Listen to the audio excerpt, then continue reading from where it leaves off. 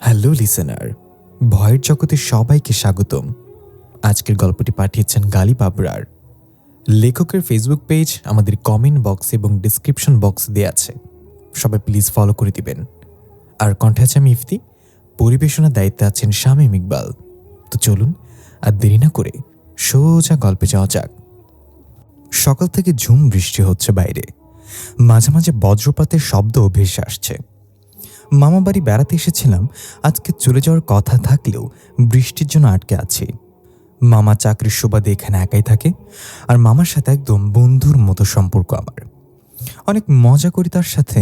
হঠাৎ মামা রুমে এসে আমার কান ধরে ব্যালকনিতে নিয়ে গেল। আমি বললাম, কি করছো মামা? ব্যথা লাগছে তো, ছাড়ো আমার কান। মামা কান ছেড়ে দিয়ে আমার দিকে রাগান্বিত দৃষ্টিতে তাকিয়ে আছে। আমি কান ডলতে ডলতে বললাম, আমি আমার কাছে কি তোমার নামে বিচার দেব মামা? আমাকে মেরেছ তুমি। উফ, কি ব্যথা করছে কান। মামা কোমরে হাত দিয়ে বাঁকা হয়ে বলল, মিহাত, তোরে কিছু কথা জিজ্ঞাসা করব, সত্যি উত্তর দিবি। আমি মাথা নিয়ে বললাম, ঠিক আছে, কি কথা জিজ্ঞাসা করবে বলো। আর তুমি এরকম বাঁকা হয়ে আছো কেন? কোমরে কি হয়েছে? মামা বললে, সব ছাড়, আগে বল, তোর কি কোনো গার্লফ্রেন্ড আছে? যদি গার্লফ্রেন্ড না থাকে তাহলে আপার সাথে কথা বলে তোকে বিয়ে করিয়ে দেই। আমি একটু লাজুক হয়ে বললাম, ধুর মামা, কি বলো এসব? আমার কি এখনো বিয়ে করার বয়স হয়েছে নাকি? আর গার্লফ্রেন্ড শুধু রূপকথার গল্প আমার জন্য।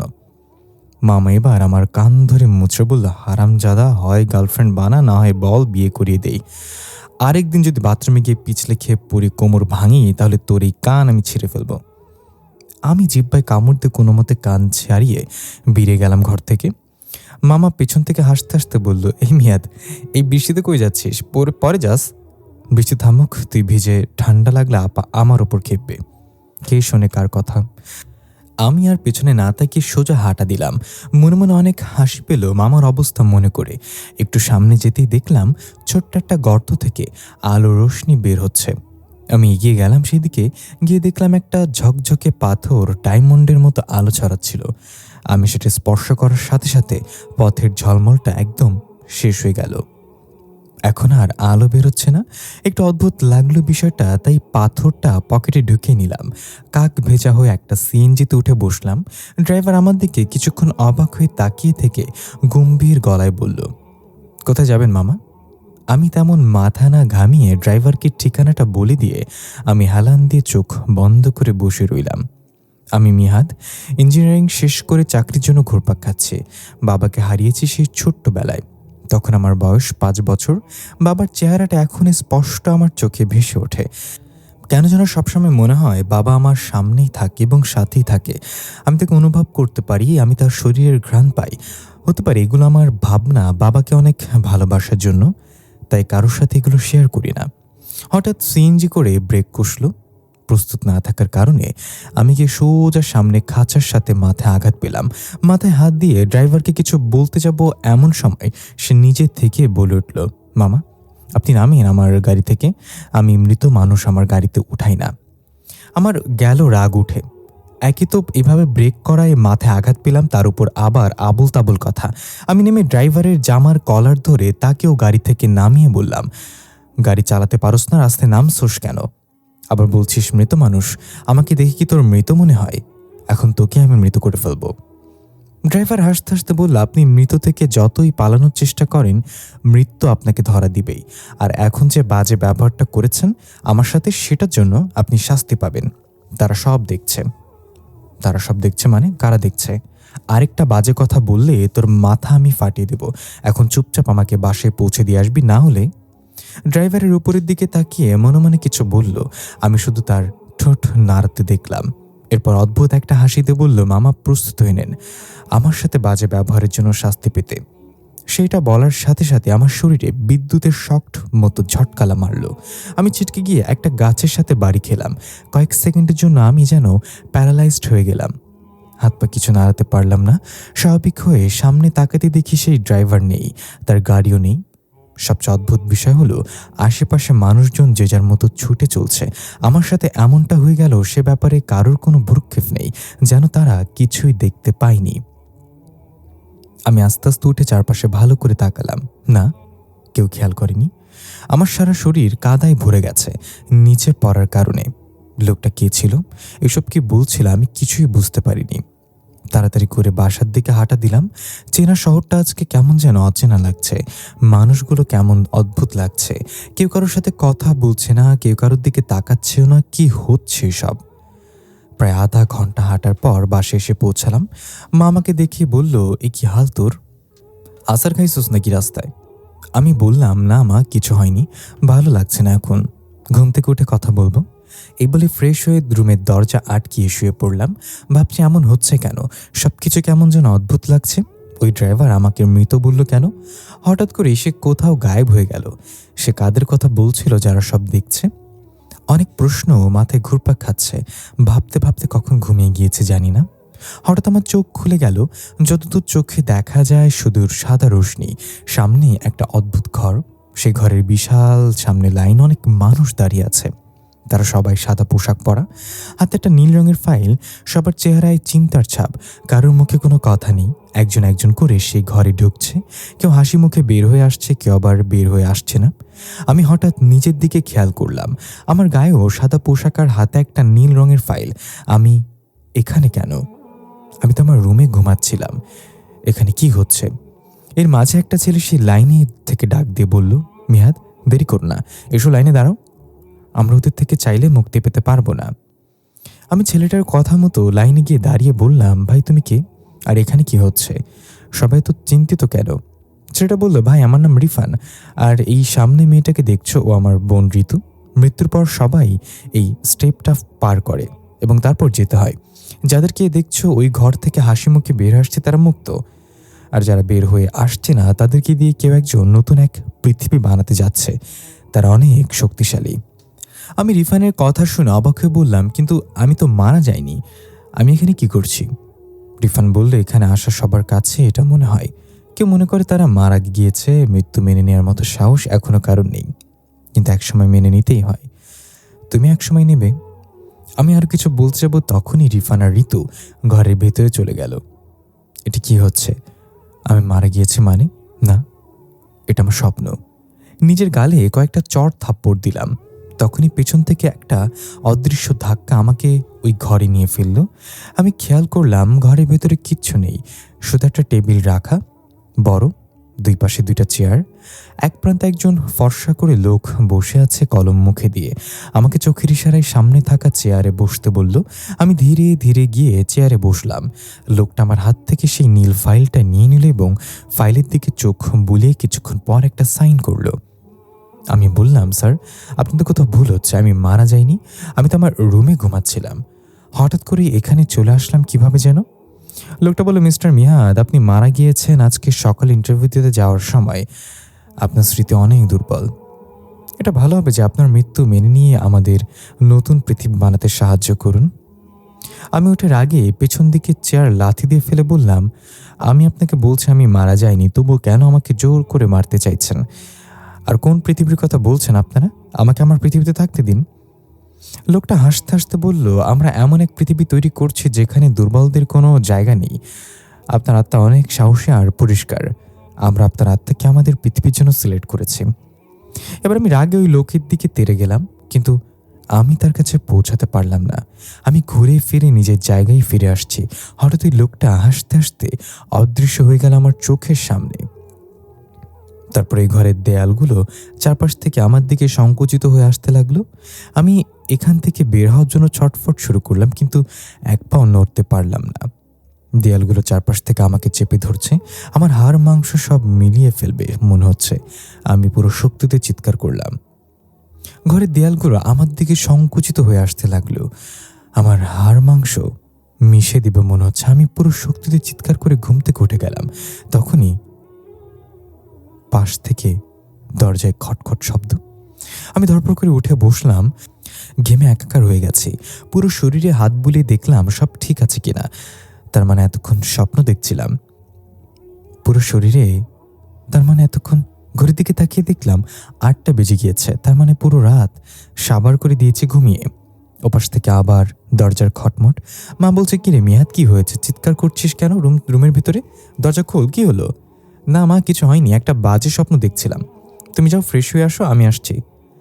মা বলল, কি যে করিস না তোরা, এভাবে কেউ চিৎকার করে নাকি? আমি ভয় পেয়ে গিয়েছিলাম। ফ্রেশ হয়ে তাড়াতাড়ি নাস্তা টেবিলে, আজকে না তোর ইন্টারভিউ আছে। এই বলে মা চলে গেল। আমি তো ভুলে গিয়েছিলাম আজকে আমার ইন্টারভিউ আছে। হঠাৎ আমার মনে পড়ে গেল স্বপ্নে লোকটা বলেছিল ইন্টারভিউ দিতে যাওয়ার সময় আমি মারা গিয়েছি। তার মানে কি সত্যি আজকে আমি মারা যাব? দূর, কী সব ভাবছি, এটা শুধু একটা স্বপ্ন। এসব নিয়ে ভাবলে মাথা খারাপ হয়ে যাবে। তাই উঠে তাড়াতাড়ি ফ্রেশ হতে চলে গেলাম। হাত মুখ মুছতে মুছতে চোখ গেল টেবিলে রাখা সেই পাথরটার দিকে, যেটা গতকাল ঝলমল করে আলো ছড়াচ্ছিল। এই পাথরটা উঠানোর পর থেকেই আমার সাথে এমন অদ্ভুত সব জিনিস হচ্ছে। এটা রাখা যাবে না। জানলা দিয়ে ছুঁড়ে ফেলে দিলাম পাথরটা। এরপর নাস্তা করে ইন্টারভিউয়ের উদ্দেশ্যে বেরিয়ে পড়লাম। আজকে সকালটা একদম আলাদা মনে হচ্ছে। রাস্তায় কোনো গাড়ি নেই, সম্পূর্ণ কোলাহল মুক্ত। মানুষগুলো সব কেমন যেন শব্দ ছাড়াই হেঁটে চলছে। রাস্তার শুকনো গাছের পাতাগুলো বাতাসে উঠছে। এ যেন এক মৃত শহর। আমিও হাঁটা শুরু করলাম। হঠাৎ একটা কণ্ঠ কানে ভেসে আসলো, তুই যাইস না, আজকে তুই মারা যাবি, বাসায় ফিরে যা। আমি সাথে সাথে ওই কণ্ঠের উৎস খুঁজতে লাগলাম। না, তেমন কাউকেই চোখে পড়ছে না। এটা কে বললো তাহলে? আমি আবার হাঁটা শুরু করলাম। এগুলো কি হচ্ছে আমার সাথে বুঝতে পারছি না। প্রায় 15 মিনিট পর আমি ইন্টারভিউ দেওয়ার জন্য জায়গায় পৌঁছালাম। এখানে সবাই কেমন অদ্ভুতভাবে তাকাচ্ছে আমার দিকে। কেমন যেন একটু অস্বস্তি বোধ হচ্ছে। এভাবে তাকাচ্ছে কেন তারা? আশ্চর্যের ব্যাপার হলো এখানে আমি ছাড়া অন্য কেউ ইন্টারভিউ দিতে আসেনি। একবার ভাবলাম চলে যাব নাকি এখান থেকে। সবকিছু কেমন যেন অদ্ভুত মনে হচ্ছে। তখন একটা লোক হাসতে হাসতে এসে বলল, চলুন মিস্টার মিয়াদ, স্যার আপনাকে ডাকছে। আমি না চাইতেও তার সাথে গেলাম। সে আমাকে একটা রুম দেখিয়ে বলল, ওই রুমে যান, স্যার ওখানে আছে। আমি তার কথা মতো সেই রুমে গেলাম। দেখলাম একজন লোক নিচে তাকিয়ে কি যেন লিখছে। আমার দিকে না তাকিয়েই বলল, বসুন মিস্টার মিয়াদ, আমরা আপনার জন্য অপেক্ষা করছিলাম। আমি বসতে বসতে বললাম, সরি স্যার, আমি বুঝতে পারিনি আমার জন্য অপেক্ষা করছিলেন মানে। এবার সে মুখ উঠিয়ে আমার দিকে তাকালো। আমি অবাক হয়ে গেলাম তাকে দেখে। এ তো সেই লোক যাকে আমি স্বপ্নে দেখেছিলাম। এই লোকে আমাকে বলেছিল আমি নাকি ইন্টারভিউ দিতে যাওয়ার সময় মারা গিয়েছি। আমি বললাম, স্যার কিছু মনে করবেন না, আমি আপনাকে আগে কোথাও দেখেছি, আমার স্বপ্নে আমি আপনাকে দেখা দিয়েছিলেন আপনি। লোকটা হাসতে হাসতে বলল, তাই নাকি? হতে পারে, শুধু আপনি না, আরও অনেকেই এই কথা বলেছে আমাকে, আমি নাকি তাদের স্বপ্নে দেখা দিয়েছি। এসব কথা বাদ দিয়ে এখন কাজে কথা আসে। আপনি কি জানেন কি কাজের জন্য এখানে জব অফার করা হয়েছে আপনাকে? আমি বললাম, না স্যার, তেমন কিছু জানি না, তবে এটা জানি যে আপনারা একজন ভালো মেকানিক্যাল ইঞ্জিনিয়ার খুঁজছেন, তাই আমার এখানে আসা। হ্যাঁ, এটা ঠিক, তাহলে আপনি কাল থেকে জয়েন করতে পারেন। আর রুমের বাইরে একজন আছে, সে আপনাকে আপনার কাজ বুঝিয়ে দিবে এবং অফিস ঘুরিয়ে দেখাবে। আপনি এখন আসতে পারেন। একদমই কথাগুলো বলে সে আবার কি যেন লিখতে লাগলো। স্বপ্নে ঠিক এভাবেই সে কিছু লিখছিল। সবকিছু কেমন যেন কল্পনার মতো মনে হচ্ছে আমার কাছে। আমি আর কথা না বলে রুম থেকে বের হয়ে দেখলাম একটা লোক দাঁড়িয়ে আছে। আমাকে দেখেই হাসি মুখে বলল, স্যার আমাকে সবকিছু বলে দিয়েছেন, চলেন হাঁটতে হাঁটতে কথা বলা যাক আর অফিসটা ঘুরে দেখা যাক। আমি তার সাথে হাঁটতে লাগলাম। সে বলা শুরু করলো, স্যার আমাদের অফিসটা মূলত লক্ষ্যচক্ষুর আড়ালে, আমাদের কাজ সম্পর্কে কেউ জানে না, বলতে পারেন এটা ভিন্ন একটা জগৎ। আমরা মৃত মানুষের বডি থেকে বিভিন্ন প্রয়োজনীয় অঙ্গ প্রত্যঙ্গ আলাদা করে রাখি। এর জন্য আমাদের মৃতদেহ কেটে ফেলতে হয়, কিন্তু এখন আমরা ভাবছি এমন একটা প্রযুক্তি তৈরি করতে যেটা দ্বারা মৃতদেহে কোনো প্রকার কাটা ছেঁড়া না করেই তার ভেতরের প্রয়োজনীয় পার্টসগুলো বের করে আনতে পারবো। আপনি এসব বিষয়ে অনেক পাক্কা, তাই তারা আপনাকে সিলেক্ট করেছে। লোকটা এসব কথা বলছিল আর আমি অবাক হয়ে তার কথাগুলো শুনছিলাম। এটা আবার কেমন কাজ? আমি কৌতূহলবশত জিজ্ঞাসা করলাম, মৃত মানুষের পার্টস দিয়ে আপনারা কি করেন? লোকটা বলল, সেটা আমরা জানি না, আমাদের কাজ শুধু পার্টসগুলো আলাদা করে অফিসে জমা দেয়া। সেটা দিয়ে তারা কি করে কেউ জানে না, আর কেউ জানার চেষ্টাও করে না। এই বলে লোকটা একটা বিশাল একটা ঠান্ডা রুমে প্রবেশ করলো আমাকে নিয়ে। সেখানে যা আছে তা দেখে আমার চোখ কপালে উঠে গেল। বিশাল রুমে হাজার হাজার কাচের বক্স রাখা আছে, আর সেই বক্সে মানুষের মৃতদেহ রাখা। কোনো কোনো মৃতদেহ গলা থেকে পেট পর্যন্ত কাটা, আবার কারোর হাত পা বা চোখ নেই অথবা কান নেই, মানে সবগুলো মৃতদেহের কিছু না কিছু মিসিং। আমি তাকে বললাম, এটা কি আপনাদের রিসার্চ ল্যাব যেখানে আপনারা মৃতদেহ থেকে তাদের অর্গানগুলো আলাদা করেন? এত মৃতদেহ পান কোথায় আপনারা? লোকটা বলল, সেটাও জানি না আমরা, মৃতদেহ জোগাড় করার জন্য আলাদা টিম আছে, সেটা তাদের কাজ করে। আমাদের যে কাজ জানানো হয় শুধু সেটুকুই জানি, এর বেশি জানতে চাইলে শাস্তি পেতে হয়। আপনি বেশ কৌতূহল দেখাবেন না। হঠাৎ আমার চোখ একটা মৃতদেহ আটকে গেল। খুব চেনা চেনা লাগছে একে, কোথায় যেন দেখেছে। একটু ভাবতে মনে পড়ে গেল কাল রাতের স্বপ্নে এই ছেলেটাকেই আমার সাথে কথা বলেছিল, নাম বলেছিল রিফান। ওইখানে এলো কিভাবে? সবকিছু উলটপালট হয়ে যাচ্ছে কেমন। আমি লোকটাকে জিজ্ঞাসা করলাম, এই মৃতদেহটা কার?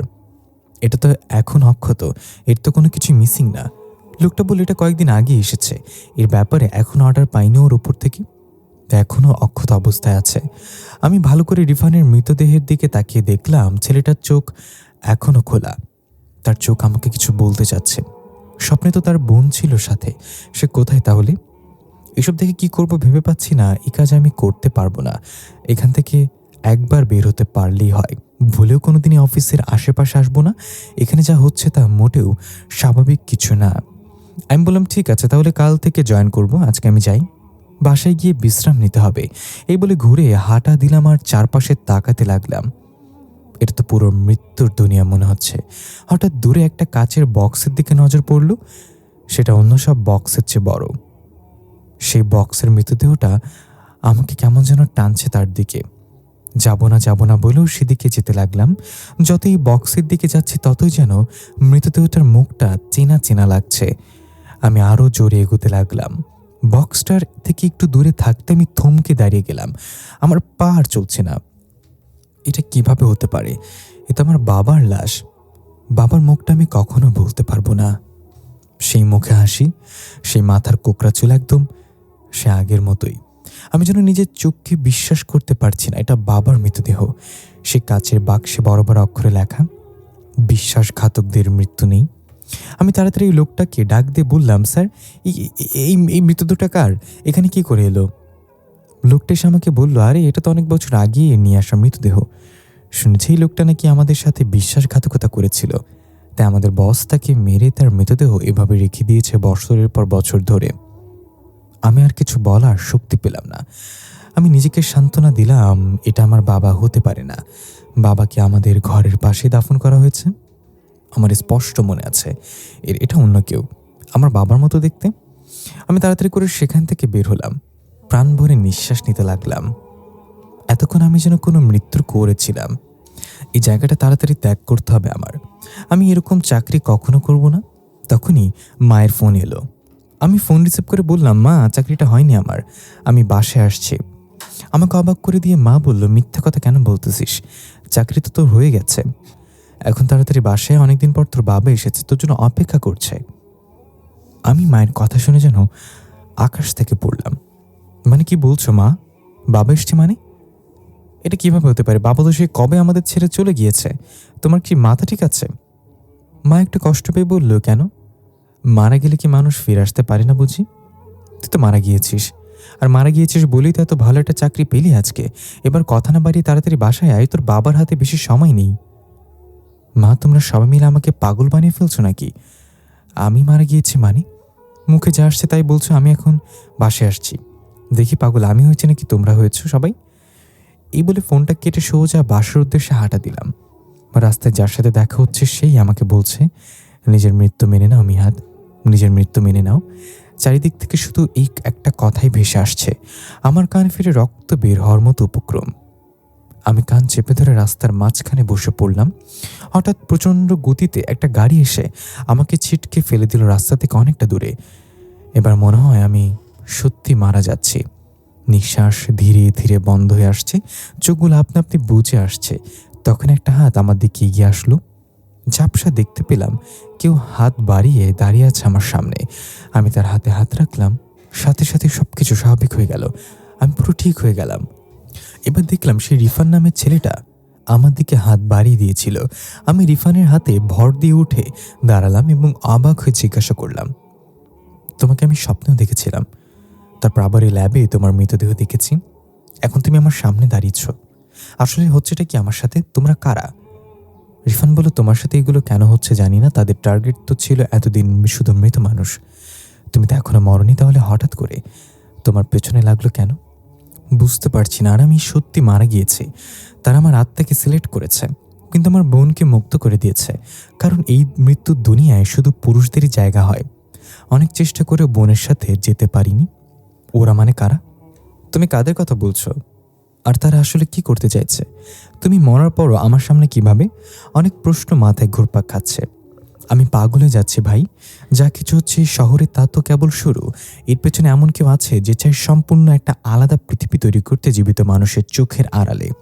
যে শহরে কেউ মানুষের মতো দুর্বল হবে না, কিন্তু হতে পারে একসময় এরা জীবিত মানুষদের জন্য এক হুমকি হয়ে দাঁড়াবে। কারণ শক্তি আর ক্ষমতা পেলে সবাই তার অপব্যবহার করে আর দুর্বলদের শোষণ করে। হয়তো আমিও তাদের একজন। যার ইশারা এসব হচ্ছে, সে কে তা আমরা কেউ জানি না। সে কখনো নিজেকে দেখাতে চায় না। এই জন্য তার আদেশ অনুযায়ী তার অনুসারীরা সকল সাহসী মানুষদের মৃতদেহ জোগাড় করে। মূলত তাদের টার্গেট ওই মানুষগুলো যারা বেঁচে থাকতে ছিল ভয় ভীতহীন আর আপন মানুষ দ্বারা ঠকেছে। তাদের এই কার্যক্রম অনেক আগে থেকেই চলে আসছে। তারা অনেকটা সফল হয়ে গিয়েছে তাদের কাজে। কি বলছো ভাই? এটা তো তাহলে আমাদের কল্পনার চেয়েও বেশি ভয়ঙ্কর। কিন্তু তারা আমার পেছনে কেন পড়লো? এই প্রশ্নের উত্তর আমাকে খুঁজে বের করতে হবে। আমার আপন মাও একটু আগে কি উল্টাপাল্টা বলেছিল। আমাকে এখন বাসে যেতে হবে। দেখো মিহাদ, আমিও চাই তুমি এসব থেকে নিজেকে মুক্ত করো। হয়তো তোমার দ্বারাই আমি আবার আমার বোনের সাথে মিলিত হতে পারি। আমি চাইলেই তোমাকে সব রকম সাহায্য করতে পারবো না। আমি এখন তাদের আয়ত্তে আছে। আমি তোমার সাথে কথা বলছি, এটা তার টের পেয়ে গেলে আমার খবর আছে। তাই এই রহস্যর গোড়া পর্যন্ত যেতে হলে তুমি একা পারবে না। অবশ্যই বিশ্বস্ত একজন মানুষ লাগবে যে তোমাকে নির্দ্বিধায় সাহায্য করবে সাহসের সাথে। এমন মানুষ কোথায় পাবো ভাই? এখন তো কাউকে বিশ্বাস হচ্ছে না, এমনকি নিজেকেও বিশ্বাস হচ্ছে না। দেখো আশেপাশে কত মানুষ, কিন্তু সবাইকে মনে হচ্ছে মৃত। কেউ কারোর সাথে কথাও বলছে না। কাকে বিশ্বাস করব বলো? আচ্ছা, একজন, সে একটা মেয়ে, বাদামি রঙের চুল মেয়েটার, চোখগুলো একদম হরিণের মতো টানা টানা, ঠোঁটের ডান পাশে নাকের কাছে একটা তিল আছে আর হাতে একটা ক্ষত চিহ্নের দাগ আছে, যেটা আমাদের সাহায্য করতে গিয়ে হয়েছিল। ওর নাম রিদিকা। তাকে খুঁজে বের করো, আমার সাথে কথা বলবো তাকে। সে তোমাকে কোনো স্বার্থ ছাড়াই সাহায্য করবে, দেখবে। তাকে কোথায় পাবো আমি? তার ঠিকানা কি? কোথায় থাকে সে বলো আমাকে। রিফান কিছু বলতে যাবে এমন সময় একটা ভয়ঙ্কর শব্দ হলো পাশেই। রিফান চিৎকার করে উঠল। আমি বললাম, কি হয়েছে রিফান, এমন করছো কেন? রিফান আর কিচ্ছু বলতে পারল না। চিৎকার করতে করতে গায়েব হয়ে গেল। হয়তো তারা টের পেয়ে গিয়েছে রিফান আমার সাথে কথা বলছে। এখন আমি কি করব? তখনই মনে পড়ল মা কি সব বলছিল, বাবা নাকি এসেছে। আমি তাড়াতাড়ি বাসার দিকে হাঁটা দিলাম। হঠাৎ আমার সামনে একটা রিক্সা এসে থামলো। আমাকে বলল, স্যার চলেন আপনাকে বাসায় পৌঁছে দিই। রিক্সাওয়ালাকে দেখে ভালোই মনে হলো, তাই কিছু না ভেবেই রিক্সাতে উঠে বসলাম। রিক্সা চলতে লাগলো। মনে হচ্ছে রিক্সাটা যেন হঠাৎ হাওয়ায় ভেসে চলছে, একটু ঝাঁকি খাচ্ছিল না। আমার মাথায় অন্য চিন্তা, বাবা কিভাবে আসতে পারে, বাবার মরাদেহ ওইখানে গেল কিভাবে। এসব ভাবতে ভাবতে হঠাৎ রিক্সাওয়ালার ডাকে ভাবনা এলো। দেখলাম বাসায় চলে এসেছি। তাড়াতাড়ি নেমে পকেট থেকে 100 টাকার নোটটা বের করে রিক্সাওয়ালাকে দিলাম। রিক্সাওয়ালা আমাকে টাকা ফেরত দিয়ে বলল, সরি স্যার, আমরা মৃত মানুষের কাছে ভাড়া নিই না। এটা শুনে আমি রাগ নিয়ন্ত্রণ হারিয়ে ফেললাম। তার কলার ধরে বললাম, তোরা কি আমাকে পাগল পেয়েছিস? আমাকে মৃত বানানোর জন্য এত তাড়াহুড়া কেন? তোদের কি চাস তোরা?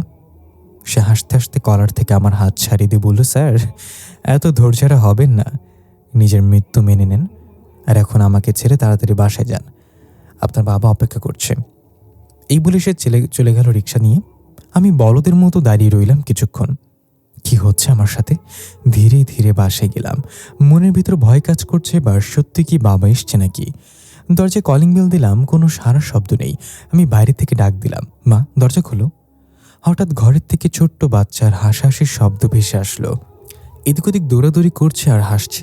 মায়ের গলাও শুনতে পেলাম, মেয়াদ দুষ্টুমি করো না, এসো খেয়ে নাও বলছি। বাসায় বাচ্চা আসলো কোথা থেকে, আর মা কার সাথে দুষ্টুমি করছে। আমি জিদে এক লাথিতে দরজা খুলে ফেললাম। বাসার ভিতরে পরিবেশ সম্পূর্ণ বদলে গিয়েছে। আমি আস্তে করে ডাক দিলাম, মা তুমি কোথায়? কিন্তু কেউ নেই ঘরে। আমি কোথায় চলে আসলাম? ঘরের কোনো কিছুই তো ঠিক নেই, সব আসবাবপত্র বদলে গিয়েছে। এমনকি জানলার পর্দাগুলো সম্পূর্ণ আলাদা। ওই তো আমার সেই লাল রঙের গাড়িটা, যেটা বাবা এনে দিয়েছিল ছোটবেলায়। আমাদের কালো রঙের ফ্রিজটাও তো আছে, কিন্তু এটা তো বিক্রি করে দিয়েছিলাম অনেক আগে। কি হচ্ছে এসব? মা কোথায়?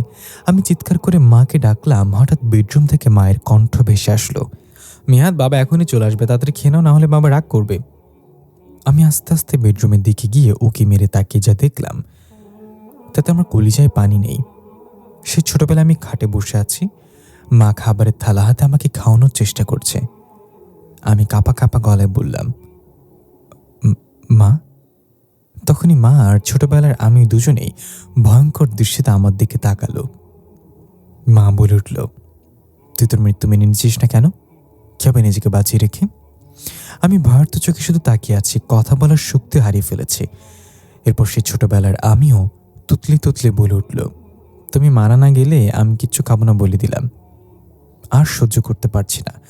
আমি সেখান থেকে এক দৌড় দিলাম, কিন্তু একটু যেতেই পা পিছলে ফ্লোরে পড়ে গেলাম। আমি কষ্ট করে উঠে আবার দৌড় দেওয়ার জন্য পা বাড়ালাম, কিন্তু হঠাৎ আমার চোখ গেল মেইন দরজায়। একটা লোক অন্যদিকে তাকিয়ে আছে। তার মুখ দেখা যাচ্ছে না, কিন্তু মনে হচ্ছে আমি তাকে চিনি। আমি বললাম, কি আপনি? সে আমার দিকে ঘুরে তাকালো। তাকে দেখে আমি ধপাস করে ফ্লোরে পড়ে গেলাম। বাবা তুমি? সে হাসতে হাসতে বলল, হ্যাঁ মিয়াদ, আমি তোকে নিতে আসলাম। তুই নাকি নিজের মৃত্যু মেনেই নিচ্ছিস না? তাই আমি নিজেই তোকে মৃত্যুর দুনিয়ায় নিয়ে যেতে আসলাম। এই বলে সে আমার দিকে এগিয়ে আসতে লাগলো। আমি এবার ভয়ে চোখ বন্ধ করে ওঠার চেষ্টা করলাম, কিন্তু উঠে দাঁড়াতে পারলাম না। আমি স্পষ্ট বুঝতে পারছি সে আমার কাছে চলে এসেছে। বেডরুম থেকে ছোট্ট বাচ্চার হাসি শব্দ ভেসে আসছে। সবকিছু মিলিয়ে আমি আর নিজেকে ধরে রাখতে পারলাম না। এটা সহ্য করা যায় না। আমি সেখানে জ্ঞান হারিয়ে ফেললাম। যখন আমার জ্ঞান ফিরল, তখন আমি একটা সবুজ আলো বিশিষ্ট ঘরে শুয়ে আছি। হাত পা নাড়াতে পারছি না। খেয়াল করে দেখলাম আমার হাত পা বেঁধে রাখা হয়েছে। আমি চিৎকার করে ডাকলাম, কেউ আছেন এখানে? আমাকে বেঁধে রাখা হয়েছে কেন? আমার বাঁধন খুলে দিন বলছি। তখনই মুখোশ পরা দুজন লোক সেখানে প্রবেশ করলো, কিছু ধারালো অস্ত্র হাতে। তারা এসে বলল, অবশেষে আপনার জ্ঞান ফিরল মিস্টার মিহাদ। প্রস্তুত হয়ে নিন, এখন আপনার পোস্টমর্টেম করব। আমার পোস্টমর্টেম করবেন মানে? এটা কি ধরনের ফাজলামো? আমার বাঁধন খুলে দেন বলছি। কি শুরু করেছেন আপনারা? কতবার বলবো আমি মারা যাইনি? তাহলে কেন আমাকে মৃত প্রমাণ করতে চাইছেন? মুখোশ পরা লোকটা বলল, এটাই তো প্রবলেম মিস্টার মিহাদ।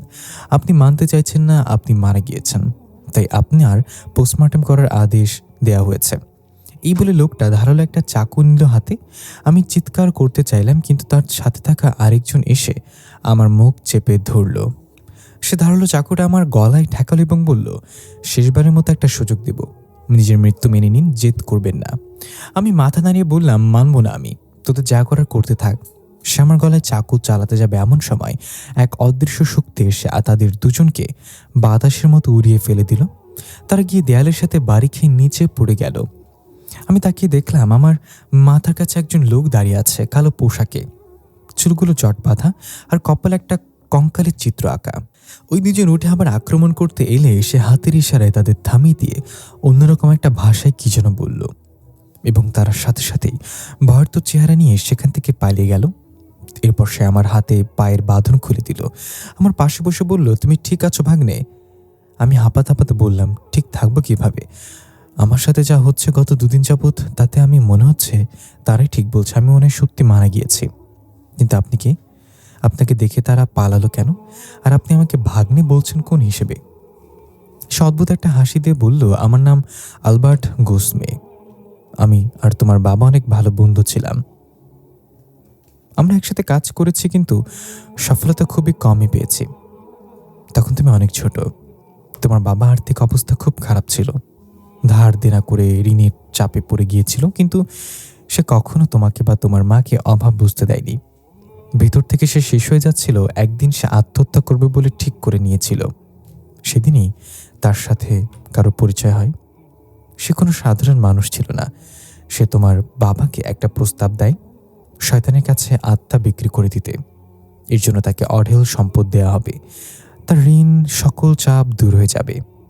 অনেক ভেবেচিন্তে সেই সিদ্ধান্ত নিয়ে নেয়, তার আত্মা বিক্রি করে দিবে। আত্মা বিক্রি করার মানে হলো সে সম্পূর্ণভাবে শয়তানের অনুসারী হয়ে যাবে। তাকে যে আদেশ দেয়া হবে তাই করতে হবে। এই বলে সে থেমে গেল এবং চারিদিক ভালো করে তাকাতে লাগলো। আমি বললাম, কি হয়েছে? তারপর কি হলো? আমাকে বলুন সব। বাবার সাথে তারা কি করেছিল? সে বলল, তারা আসছে, এখনই এখান থেকে চলে যাও, বাকিটা পরে জানতে পারবে। আমাকে যেতে হবে এখন। হঠাৎ আমার চোখে ধুলোর মতো কিছু গেল। আমি চোখে হাত দিয়ে ডলা দিলাম, তাকিয়ে দেখি লোকটা নেই আমার পাশে। আরে, একটু সময়ের মাঝে এসে গেল কোথায়? এমন একটা শুনশান রুমে আমি এখন নিজেকেও ভয় পাচ্ছি। কোথায় আছি আমি তাও জানি না। গেল আমার চোখ হাত দিয়ে ডলা দিলাম। আমি দৌড়ে সেখান থেকে বের হলাম। এটা একটা ঘন জঙ্গলের ভিতরে পুরনো কাঠের তৈরি ঘর। আমি হন্তদন্ত হয়ে যেদিকে চোখ যায় সেদিকে দৌড় দিলাম। দৌড়াতে দৌড়াতে কখন যে লোকালয়ে পৌঁছে গিয়েছি জানি না। আশেপাশে অনেক মানুষ হাঁটাহাঁটি করছে। এরাও কি মৃত নাকি জানি না, কাউকে বিশ্বাস হচ্ছে না। কিন্তু এখানে তো সব ঠিকই লাগছে। সবাই কথা হাসি খুশিভাবে কথা বলছে। হঠাৎ ওপাশ থেকে দৌড়ে আসে একটা মেয়ের সাথে জোরে ধাক্কা খেলাম। আমি দাঁড়িয়ে থাকলেও মেয়েটা পড়ে গেল। সরি বলছে বা এমন সময় খেয়াল করলাম মেয়েটার হাতে একটা ক্ষত চিহ্ন। তাড়াতাড়ি মেয়েটার মুখের দিকে লক্ষ্য করলাম, হ্যাঁ, তার ঠোঁটের পাশে তিল আছে। মেয়েটার চুলও বাদামি রঙের। এই মেয়েটার কথাই তো রিফান বলেছিল। আমি হাত বাড়ি দিয়ে বললাম, আমি তোমাকে অনেক খুঁজেছিলাম ঋতিকা, আমি অনেক বিপদে আছি। মেয়েটা আমার হাত ধরে উঠে বলল, রাখেন মি আপনার বিপদ। ধাক্কা দিয়ে সরি বললেন না কেন? ছেলেদের মুখ থেকে সরি শুনতে আমার ভালো লাগে। আর আপনি আমার নাম জানলেন কিভাবে? আমার তো মনে হচ্ছে না আমি আপনাকে চিনি। আচ্ছা সরি, তুমি আমাকে চিনো না এটা ঠিক, কিন্তু আমি তোমাকে চিনি। আমার নাম মিহাদ। আমি কি বিপদে আছি সেটা আগে শোনো। আমি তোমাকে সবকিছু খুলে বলছি। ছি ছি, কি খুলে বলবেন? কোনো কিছু খোলা লাগবে না, এমনিতেই বলেন, আমি শুনছি আপনার কথা। আজব তো, খুলে বলা মানে বিস্তারিত বলছি, এখন শোনো। এরপর ঋতিকা শুরু থেকে সবকিছু বললাম। কি হচ্ছে আমার সাথে, আমি পাগল হয়ে যাচ্ছি। ঋতিকা সব শুনে হাসতে হাসতে বলল, আরে ভাই, সকালে কি এগুলো করেননি নাকি? গু তো সব মাথার উপর উঠে গেছে আপনার। আপনি মারা যাননি, কিন্তু সব আপনাকে মৃত বলছে। আবার কেউ নাকি মৃত মানুষের আলাদা একটা জগৎ তৈরি করেছে। আপনি সেখানে কিভাবে ফেসে গিয়েছেন জানেন না, মানে যা ইচ্ছা তা। কিভাবে যেন আমার নাম জেনেছেন। এসব আজগুবি গল্প সাজিয়ে আমাকে প্রতারিত করছেন না তো আপনি? এবং আমার সাথে নিয়ে আপনার সাথে নিয়ে যাবেন? আমি অত পাগল নই মিস্টার মিয়াদ। এই বলে ঋতিকা চলে যেতে লাগলো। আমি কয়েকবার ডাক দিলাম, ঋতিকা শোনো, আমি কিছুই মিথ্যা বলছি না, তোমার সাহায্য দরকার আমার। কিন্তু সে চলে যাচ্ছে, তাই বাধ্য হয়েই একটু জোরে বললাম, রিফান আমাকে তোমার কথা বলেছে। এবার ঋতিকা থেমে গেল। আমি আবার বললাম, হ্যাঁ, রিফানই আমাকে বলছে তুমি আমাকে সাহায্য করবে। রিফানও বিপদে আছে, সে তার বোনকে আবার হারিয়ে ফেলেছে। ঋতিকা আমার দিকে এগিয়ে এসে অবাক হয়ে বলল, রিফান ভাইকে আপনি কোথায় পেলেন? সে তো চলে গিয়েছে তার বোনকে নিয়ে। এটাই তো আমি তোমাকে বোঝাতে চাচ্ছিলাম। আমি যা বলছি তোমাকে তো তা কিছুই আজগুবি গল্প মনে হচ্ছে না। সবকিছু আজগুবি গল্প না, এটা তোমার চিন্তার চেয়েও বড় কিছু। এর পেছনে কি আছে সেটা কেউ জানে না। রিফানও তাদের এই দুনিয়ায় আটকে গিয়েছে। ঋতিকা খুব চিন্তিত হয়ে গেল। তার মানে রিফান ভাই এখনো মুক্তি পায়নি? তাহলে তো আমাকে যেতে হবে। কিন্তু বাবাকে কি বলবো? আবার বাসা থেকে পালাতে হবে। এবার পালিয়ে বাবাকে কিভাবে মানাবো? না, অন্য কিছু ভাবতে হবে। ঋতিকা তার বাবাকে ফোন করলো এবং বলল, বাবা, আমি কয়েকদিনের জন্য ফ্রেন্ডের সাথে শহরের বাইরে যাব একটা কাজে। আমার জন্য চিন্তা করো না, আমি খুব তাড়াতাড়ি ফিরে আসব। ওপাশ থেকে হয়তো ঋতিকার বাবা নিষেধ করছে। ঋতিকা বলল, যেতে না দিলে কিন্তু আবার পালিয়ে যাবে একটা বয়ফ্রেন্ড ভাড়া করে, আর কখনো ফিরে আসবো না। অবশেষে ঋতিকার বাবা মেনে নিল। ঋতিকা ফোন রেখে আমাকে বলল, চলেন মিস্টার মিহাদ, মৃত্যুর দুনিয়ায় প্রবেশ করা যাক তাহলে। নতুন অভিজ্ঞতা নিয়ে ফিরে আসব।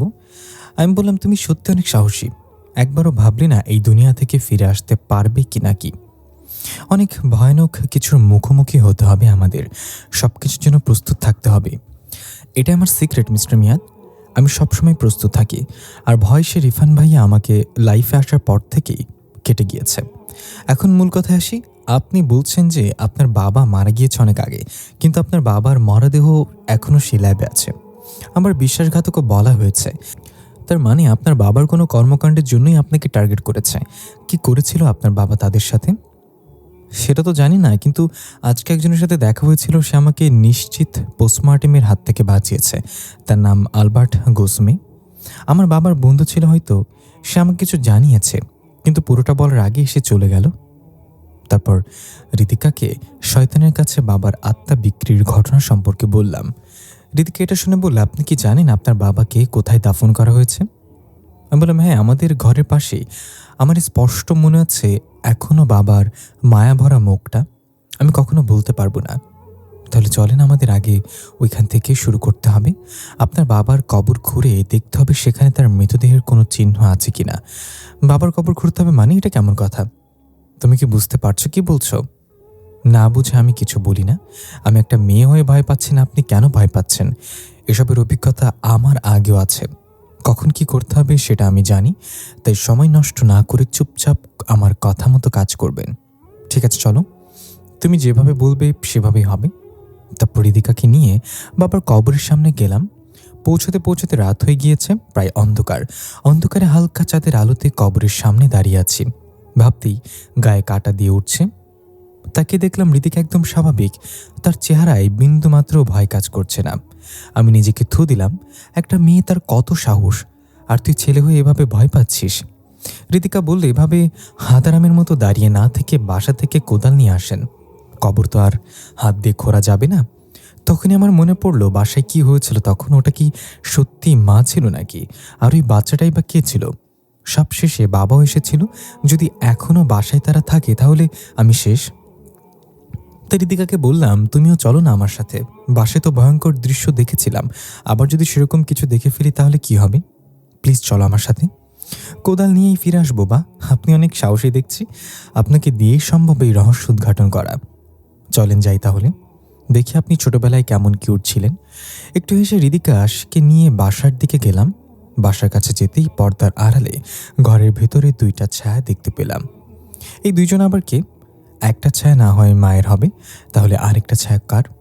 রিদিকা মজা করে বলল, আপনার বাবা মনে হয় এখনো যায়নি, অনেকদিন পর তার প্রিয়তমার স্ত্রীর সাথে দেখা হয়েছে তো। মজা করো না তো, এটা বাবা হতে পারে না, এটা অন্য কেউ, আমি নিশ্চিত। স্ত্রীর সাথে দেখা হয়েছে তো, মজা করো না তো, এটা বাবা হতে পারে না, এটা অন্য কেউ, আমি নিশ্চিত। আমি আর রিদিকা দরজা গিয়ে কলিং বেল দিলাম, সাথে সাথে দরজা খুলে গেল। এ কি, এ তো সেই বাবার বন্ধু বলে পরিচয় দেয়া আলবার্ট গোর্সমে। সে আমাদের বাসায় কি করছে? আমার কিছু বলার আগে এসে বলল, রিদিকা তুমিও চলে আসছো তাহলে, দেখো ভালো লাগলো তোমার সাথে দেখা হয়ে। রিদিকা অবাক হয়ে বলল, তান্ত্রিক মশাই আপনি? ওই লোকটা হাসিতে বলল, হ্যাঁ আমি। আগেরবার তো শুধু দেখা হয়েছিল, কোনো কথা হয়নি। ভাবলাম একটু কথা বলি তোমার সাথে, কিন্তু আমি আশা করিনি তোমাকে এখানেও দেখতে পাবো। রিদিকা বলল, আমি সারপ্রাইজ দিতে পছন্দ করি, তবে আপনার সাথে আমার দেখা হয়ে যাবে এটা আমি ভাবিনি। সেদিন তো আপনাকে হারিয়ে দিলাম, ভয় পালিয়ে গিয়েছিলেন নাকি? তান্ত্রিক হাসতে হাসতে বলল, ভয় তো নিজে আমাকে ভয় পায়। সেদিন তুমি জিতেছিলে কারণ আমি তোমাকে জিততে দিয়েছিলাম। রিফান সেদিন হেরে গেলে তার আত্মাটা ক্ষতবিক্ষত হয়ে যেত, কিন্তু আমাদের দরকার ছিল রিফানের পরিষ্কার আত্মা। আমি সরাসরি রিফানের কাকার বিরুদ্ধে যেতে না পারলেও চেয়েছিলাম তুমি রিফান আর তার বোনকে সাহায্য করো। তাই যখন তুমি সে কালো গোলাপের দিকে দৌড়ে যাচ্ছিলে তখন আমি চাইলেও তোমাকে রুখতে পারতাম, কিন্তু আমি চাচ্ছিলাম তুমি এটা করো। আচ্ছা, এই ব্যাপার তাহলে। আচ্ছা তান্ত্রিক মশাই, আপনি এত আত্মাদের কি করেন? শুনলাম এইসব আত্মাদের নিয়ে আপনি মানুষের চোখের আড়ালে অন্য একটা জগৎ তৈরি করছেন। তা আমার আত্মা চাইলে নিতে পারেন। আপনার এই জগৎ একটা, আপনাকে শিক্ষা দেওয়ার জন্য তো একজনকে লাগবে, তাই না? তান্ত্রিক বলল, রিদিকা তোমার এই উপস্থিত কথাগুলো আমার ভালো লাগে। আমার খুব ইচ্ছে ছিল তোমাকে আমাদের জগতে নিয়ে আসবো, কিন্তু মেয়ে মানুষের কোনো জায়গা নেই এই জগতে, কারণ মেয়ে মানুষ হচ্ছে বড় ঝামেলা। মেয়ে মানুষ যেখানেই কদম রেখেছে সেখানেই সভ্যতা ধ্বংস হয়েছে। আমি চাই তুমি চলে যাও এখান থেকে, এটা তোমার ভাবনার চেয়েও বড় কিছু। এসবে নিজেকে জড়িও না। আমি চলে যাব এখান থেকে যখন আমার মন বলবে। আপনার আদেশ শোনার মতো আমি কোনো অশুভ আত্মা নই তান্ত্রিক মশাই। এখন বলেন, আপনি মিহাদের বাসায় কেন, আর মিহাদের সাথে এসব হচ্ছে কেন? সে তো এখনো মারা যায়নি। তোমার কি মনে হয় আমি সব কিছুর পেছনে? সত্যি বলতে আমিও তার আদেশের গোলাম। আমাকে যেভাবে বলা হয় সেভাবেই কাজ করি। মিহাদের বাবার মতো আমার আত্মাও তার কাছে ঋণী।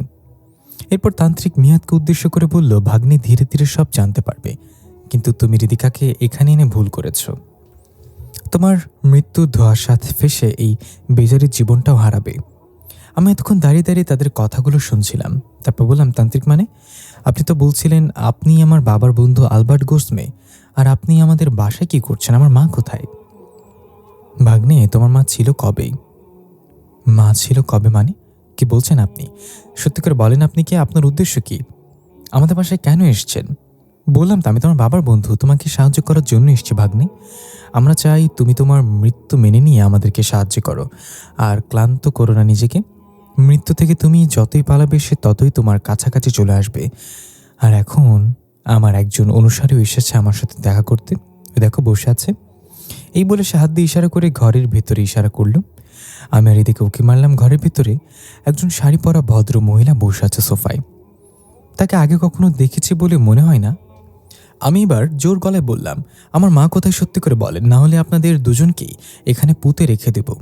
সে হাসতে হাসতে বলল, পারবে না ভাগ্নে, আমাকে ছাড়া তুমি তো ওই মহিলার সাথে পারবে না। সে চাইলেই তোমাকে মশার মতো পিষে ফেলতে পারে। তাই নাকি? তাহলে দেখা যাক কে কাকে পিষে ফেলে। ঋতিকা এতক্ষণ চুপচাপ দাঁড়িয়ে সব শুনছিল। এবার ঋতিকা আমার কানের কাছে এসে বলল, মিহাদ, আমাদের এখান থেকে পালাতে হবে। ওদের সাথে পারবো না আমরা। ওই মহিলার চোখে আমি আগুনের মতো কিছুটা দেখেছি। সে সাধারণ কেউ নয়। তান্ত্রিক বলল, কি ফুসুর ফুসুর করছো দুজনে? ভয় পেয়ে গেলে নাকি ভাগ্নে? ভয় পেলে তো চলবে না। ঋতিকা, জানি এই জগতে ভয় পেয়ে গেলে তুমি মারা যাবে। সামনে আরো অনেক ভয়ঙ্কর কিছু অপেক্ষা করছে তোমাদের জন্য। প্রস্তুত হয়ে নাও। ঋতিকার বাধা দেওয়া সত্ত্বেও আমি তান্ত্রিককে ক্রস করে সেই মহিলার দিকে এগিয়ে গেলাম। আমি নাকি একটা মহিলার সাথে পারবো না, কি ভাবছে আমাকে সে? মহিলাটা বসা থেকে উঠে আমার দিকে হাত বাড়িয়ে দিল। ঋতিকা বাইরে থেকে বলছে, মিয়াদ ফিরে আসেন, সে আপনাকে ফাঁসাচ্ছে। তান্ত্রিক মশাই, আপনি আসলে কি করতে চাচ্ছেন? তান্ত্রিক বলল, আমার ভেতরে কি চলছে সেটা আমার জিহ্বাও জানে না। তুমি জানবে কিভাবে ঋতিকা? দেখো মেয়াদের কি হয় এখন। মেয়াদ ওই মহিলার কাছে গিয়ে হাত ধরে মোচড় দিয়ে বলল, আমার মা কোথায়? আমাদের বাসায় আমার মা ছাড়া অন্য কোনো মহিলার প্রবেশ নিষেধ। মহিলা এক ঝটকা দিয়ে মেয়াদকে উড়িয়ে ঘরের বাইরে ফেলে দিল।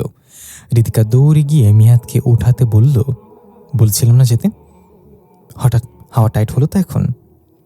তাকে দেখলাম তান্ত্রিকার মহিলা দরজার দাঁড়িয়ে আছে হাসি মুখে। ঋতিকা বলল, এখন আমাদের এখান থেকে যেতে হবে, আপনাদের বাড়িঘর দখল হয়ে গিয়েছে, তাড়াতাড়ি চলেন। এই বলে সেখান থেকে দৌড় দিলাম দুজনে। পেছন থেকে তান্ত্রিক বলল, আবার দেখা হবে আমাদের, পরের বার ভালোভাবে প্রস্তুতি নিয়ে এসো তোমরা ভাগ্নে। দৌড়ে বাবার কবরের সামনে এসে বসে পড়লাম। খুব ক্লান্ত লাগছে, এখনো কিছুই বুঝতে পারছি না কি হচ্ছে। বাস থেকে কোদালও আনা হলো না। ঋতিকা, এখন আমরা কি করব? তাকে দেখলাম ঋতিকা কবর ঠাই দাঁড়িয়ে আছে আর কি যেন দেখছে। আমি বললাম, ঋতিকা কি হয়েছে? ঋতিকা বলল, ওইখানে কেউ আছে। আমি দেখলাম আমার এখানে আসার সাথে সাথে একটা ছায়া কবরের কাছ থেকে উঠে দৌড়ে এদিকে চলে গেল। কি বলছে? আমি তো তেমন কিছু লক্ষ্য করলাম না। কোন দিকে গেছে? চলো আমরা সেদিকে যাই, কিছু পেলেও পেতে পারি। ঋতিকা বলল, হ্যাঁ চলেন, ওই দিকেই গেছে। আরেকটা কথা আমার মাথায় ঘুরপাক খাচ্ছে, সেটা হলো তান্ত্রিক বলছিল আপনার মা ছিলই কবে। তার মানে কি আপনার মা অনেক আগে মারা গিয়েছে? এমনটা কি হওয়া সম্ভব? আরে কি বলছো এটা তুমি? মাকে আমি সেই ছোটবেলা থেকে দেখে আসছি, মা মারা যাবে কেন? মা সবসময় আমার সাথে ছিল। কি জানি ভাই, এখানে যা হচ্ছে তাতে মনে হয় না কোনো কিছু সম্ভব। যুক্তি দিয়ে এখানে কিছু প্রমাণ করার চেষ্টা করা বোকামি ছাড়া আর কিছুই না। তবে এই তান্ত্রিকের কথাটা আমাকে ভাবাচ্ছে। এটা নিয়ে এত ভেবো না ঋতিকা। তান্ত্রিক এটা এমনি বলেছে হয়তো আমাকে বিভ্রান্ত করার জন্য। আমার মা হয়তো তাদের কবজে আছে। তারপর আমরা সেদিকে গেলাম। তাড়াতাড়ি যেদিকে ঋতিকা কাউকে যেতে দেখেছে, হঠাৎ একটা কান্নার শব্দ ভেসে আসলো সেদিক থেকে। আমরা যতই এগোচ্ছি ততই কান্নাটা আরও বাড়তে লাগলো। মনে হচ্ছে যেন চারপাশ থেকে আসছে শব্দটা। আমরা এদিকে তাকালে মনে হয় ওদিক থেকে বসছে, আবার ওদিকে তাকালে মনে হয় ওদিক থেকে আসছে। ঋতিকা বলল, সে মনে হয় আমাদের সাথে ব্যাডমিন্টন খেলতে যাচ্ছে, শুধু এদিক ওদিক করাচ্ছে আমাদেরকে। তবে কান্নার শব্দটা কিন্তু অনেক কিউট, তাই না? এত রাতে এমন কান্নার শব্দ শুনে কার না ভালো লাগে? আমার তো এই শব্দে তালে তালে নাচতে ইচ্ছে করছে। আমার যদি কখনো ব্রেকআপ হয় তাহলে আমি ঠিক এভাবেই কাঁদবো। ঋতিকা, আমার ভয় ফাটছাড়, তুমি মজা করতেছো? কে কাঁদছে এভাবে? শুধু শব্দই শুনতে পাচ্ছি, কাউকে তো দেখতে পাচ্ছি না। কোথা থেকে আসছে কান্নার শব্দটা? ঋতিকা বলল, ঠিক আমাদের পেছন থেকে, মানে আমরা কান্না করা মানুষটাকে পেছনে ফেলে এসেছি। সে এখনো আপনার বাবার কবরের সামনে বসে আছে আর কান্না করছে। ওই দেখেন। দূর থেকে দেখলাম ঠিকই তো, একটা মহিলা বাবার কবরের সামনে বসে কান্না করছে অন্যদিকে মুখ করে। একটু এগিয়ে যেতে দেখলাম সেই মহিলার সামনে একটা লাশ রাখা, কালো কাপড়ে ঢাকা। লাশকে সামনে রেখে সে কান্না করছে আর অস্পষ্ট ভাষায় কিছু একটা বলছে।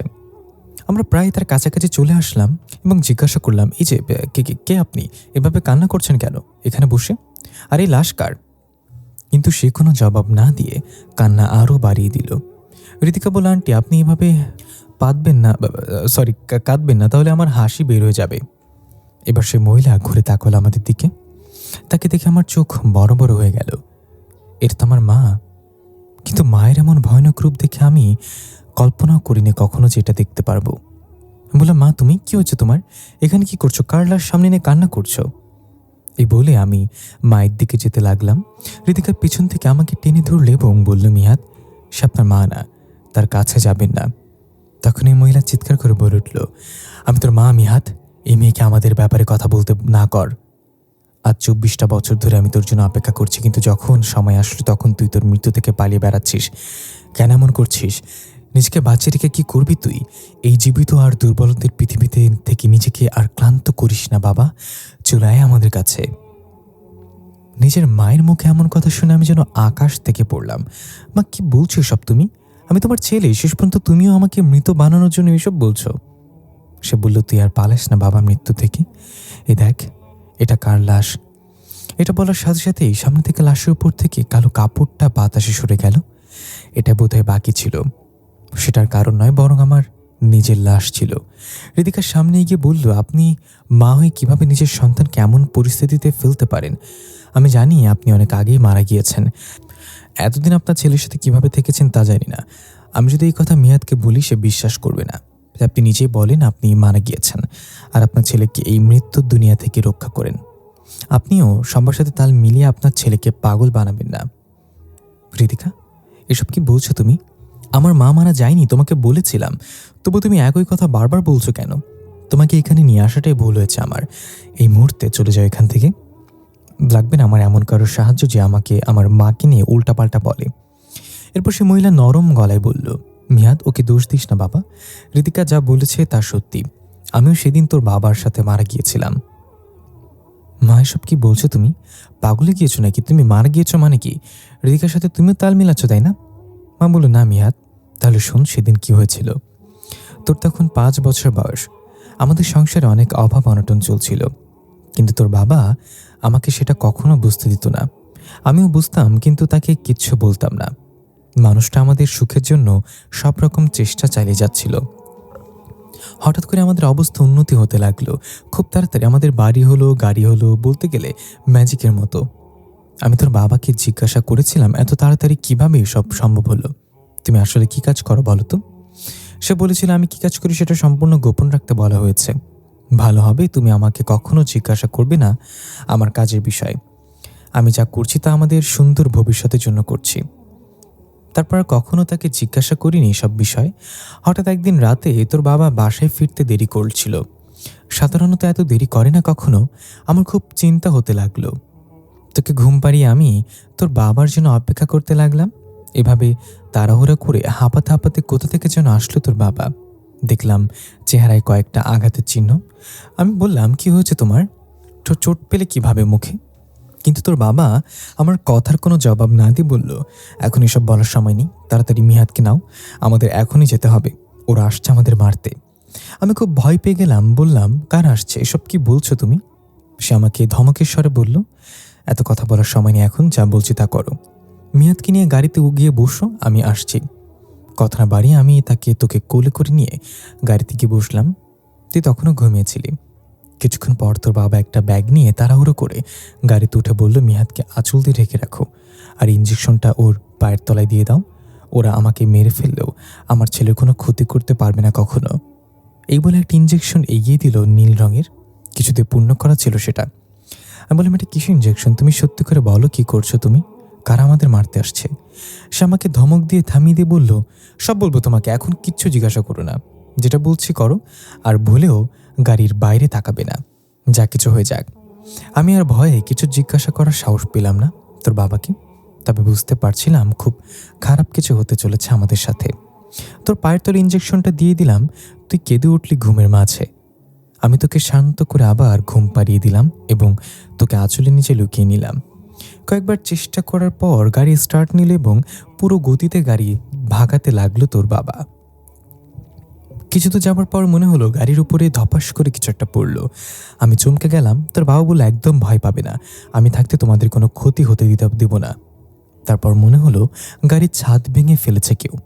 কয়েকবার ধুমধাম শব্দ হলো। গাড়ির কাচের ওপর নখ দিয়ে আঁচড় দিলে যেমন শব্দ হয় তেমন শব্দ হতে লাগলো। আমি ভয়ে কান্না করে দিলাম আর তোকে শক্ত করে ধরে রাখলাম। তোর বাবা বলল, ভয় পেও না, কিচ্ছু হবে না, আমি তো তোমাদের রক্ষা করব, একটু ধৈর্য ধরো। এটা বলার সাথে সাথে গাড়িটা আচমকা উল্টে গিয়ে রাস্তার পাশে খাদে গিয়ে পড়ল। ধোঁয়ায় ভরে গেল চারিদিকে। তোকে আমি তখনও ছাড়িনি। আমার মাথা থেতলে গিয়েছিল। তোর বাবার রক্তাক্ত দেহটা সামনেই পড়েছিল। আমি তাকে ডাকতে চেয়েও পারলাম না। হঠাৎ দেখলাম ধোঁয়া ভেদ করে দুজন লম্বা লম্বা মানুষ এগিয়ে আসছে আমাদের দিকে। আমি ভেবেছিলাম হয়তো তারা সাহায্য করবে আমাদের, কিন্তু তারা যত এগিয়ে আসছিল আমার চোখ ততই ঝাপসা হয়ে আসছিল। তারা আসার আগে আমি জ্ঞান হারালাম। যখন আমার হুঁশ আসলো তখন দেখলাম আমি রাস্তার কিনারে পড়ে আছি। আমাদের গাড়িটাও সেখানে উল্টে পড়ে আছে, কিন্তু তুই নেই, তোর বাবাও নেই। তাড়াতাড়ি উঠে তোকে আর তোর বাবাকে হন্যে হয়ে খুঁজতে লাগলাম। হঠাৎ আমার চোখ আটকে গেল খাদের কিনারে একটা গাছের সাথে, তোর বাবার দেহটা ঝুলানো দেখে। আমি দৌড়ে গেলাম সেখানে, ততক্ষণে তোর বাবা আর নেই। আমি গিয়ে তাকে জড়িয়ে ধরে কান্না করে দিলাম। এটা কি হয়ে গেল আমার সাথে? এক মুহূর্তে যেন সবকিছু বদলে গেল। তোকে খুঁজতে খুঁজতে আমি পাগল হয়ে গেলাম। কোথাও তোকে পেলাম না। আমি পাগলের মতো এদিক ওদিক ছোটাছুটি করছি। তখনই সেই দুইজন লম্বা মানুষ তোকে কোলে নিয়ে আমার দিকে এগিয়ে আসলো। তুই তখনও ঘুমেছিলি। জানি না সেদিন তোর ঘুম কেন ভাঙেনি। সেই দুজন এসে আমাকে বলল, তুমি মারা গেছো বিশ্বাসঘাতকের স্ত্রী। আমরা বিশ্বাসঘাতককে তার প্রাপ্য শাস্তি দিয়েছি। তোমার দেহ ওই গাড়িতে পড়ে আছে, কিন্তু তোমার আত্মা এত তাড়াতাড়ি মুক্তি পাবে না। তুমি সবার মাঝে একজন জীবিত মানুষের মতোই থাকবে। তুমি আমাদের জন্য এই ছেলেকে লালন পালন করবে। ওর বাবা ওর ভেতরে আমাদের সবচেয়ে মূল্যবান কেমিক্যাল রেখে গিয়েছে, যেটা আমরা ওর বড় হওয়ার আগে নিতে পারবো না। তাই তোমার আত্মাকে আমরা যেতে দেইনি।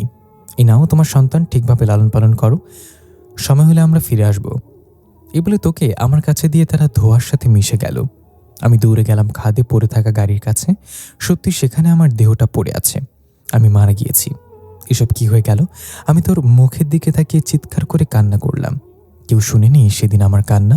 তোর বাবা কি বিশ্বাসঘাতকতা করেছিল সেদিন জানি না, যার জন্য আমাদের এত বড় শাস্তি পেতে হয়েছিল। এই পর্যন্ত বলে মা থামল। আমি আর ঋতিকা চুপ করে দাঁড়িয়ে তার কথাগুলো শুনছিলাম। আমার চোখে পানি। যেই মায়ের আদরে ছোটবেলা থেকে বড় হয়েছি, সেই মা নাকি অনেক আগেই মারা গিয়েছে। এমন কিছু শুনতে হবে আমি কখনো কল্পনা করিনি। এগুলো শুনে আমি কথা বলার শক্তি হারিয়ে ফেললাম। মাকে কিছু বলতে চেয়েও পারিনি।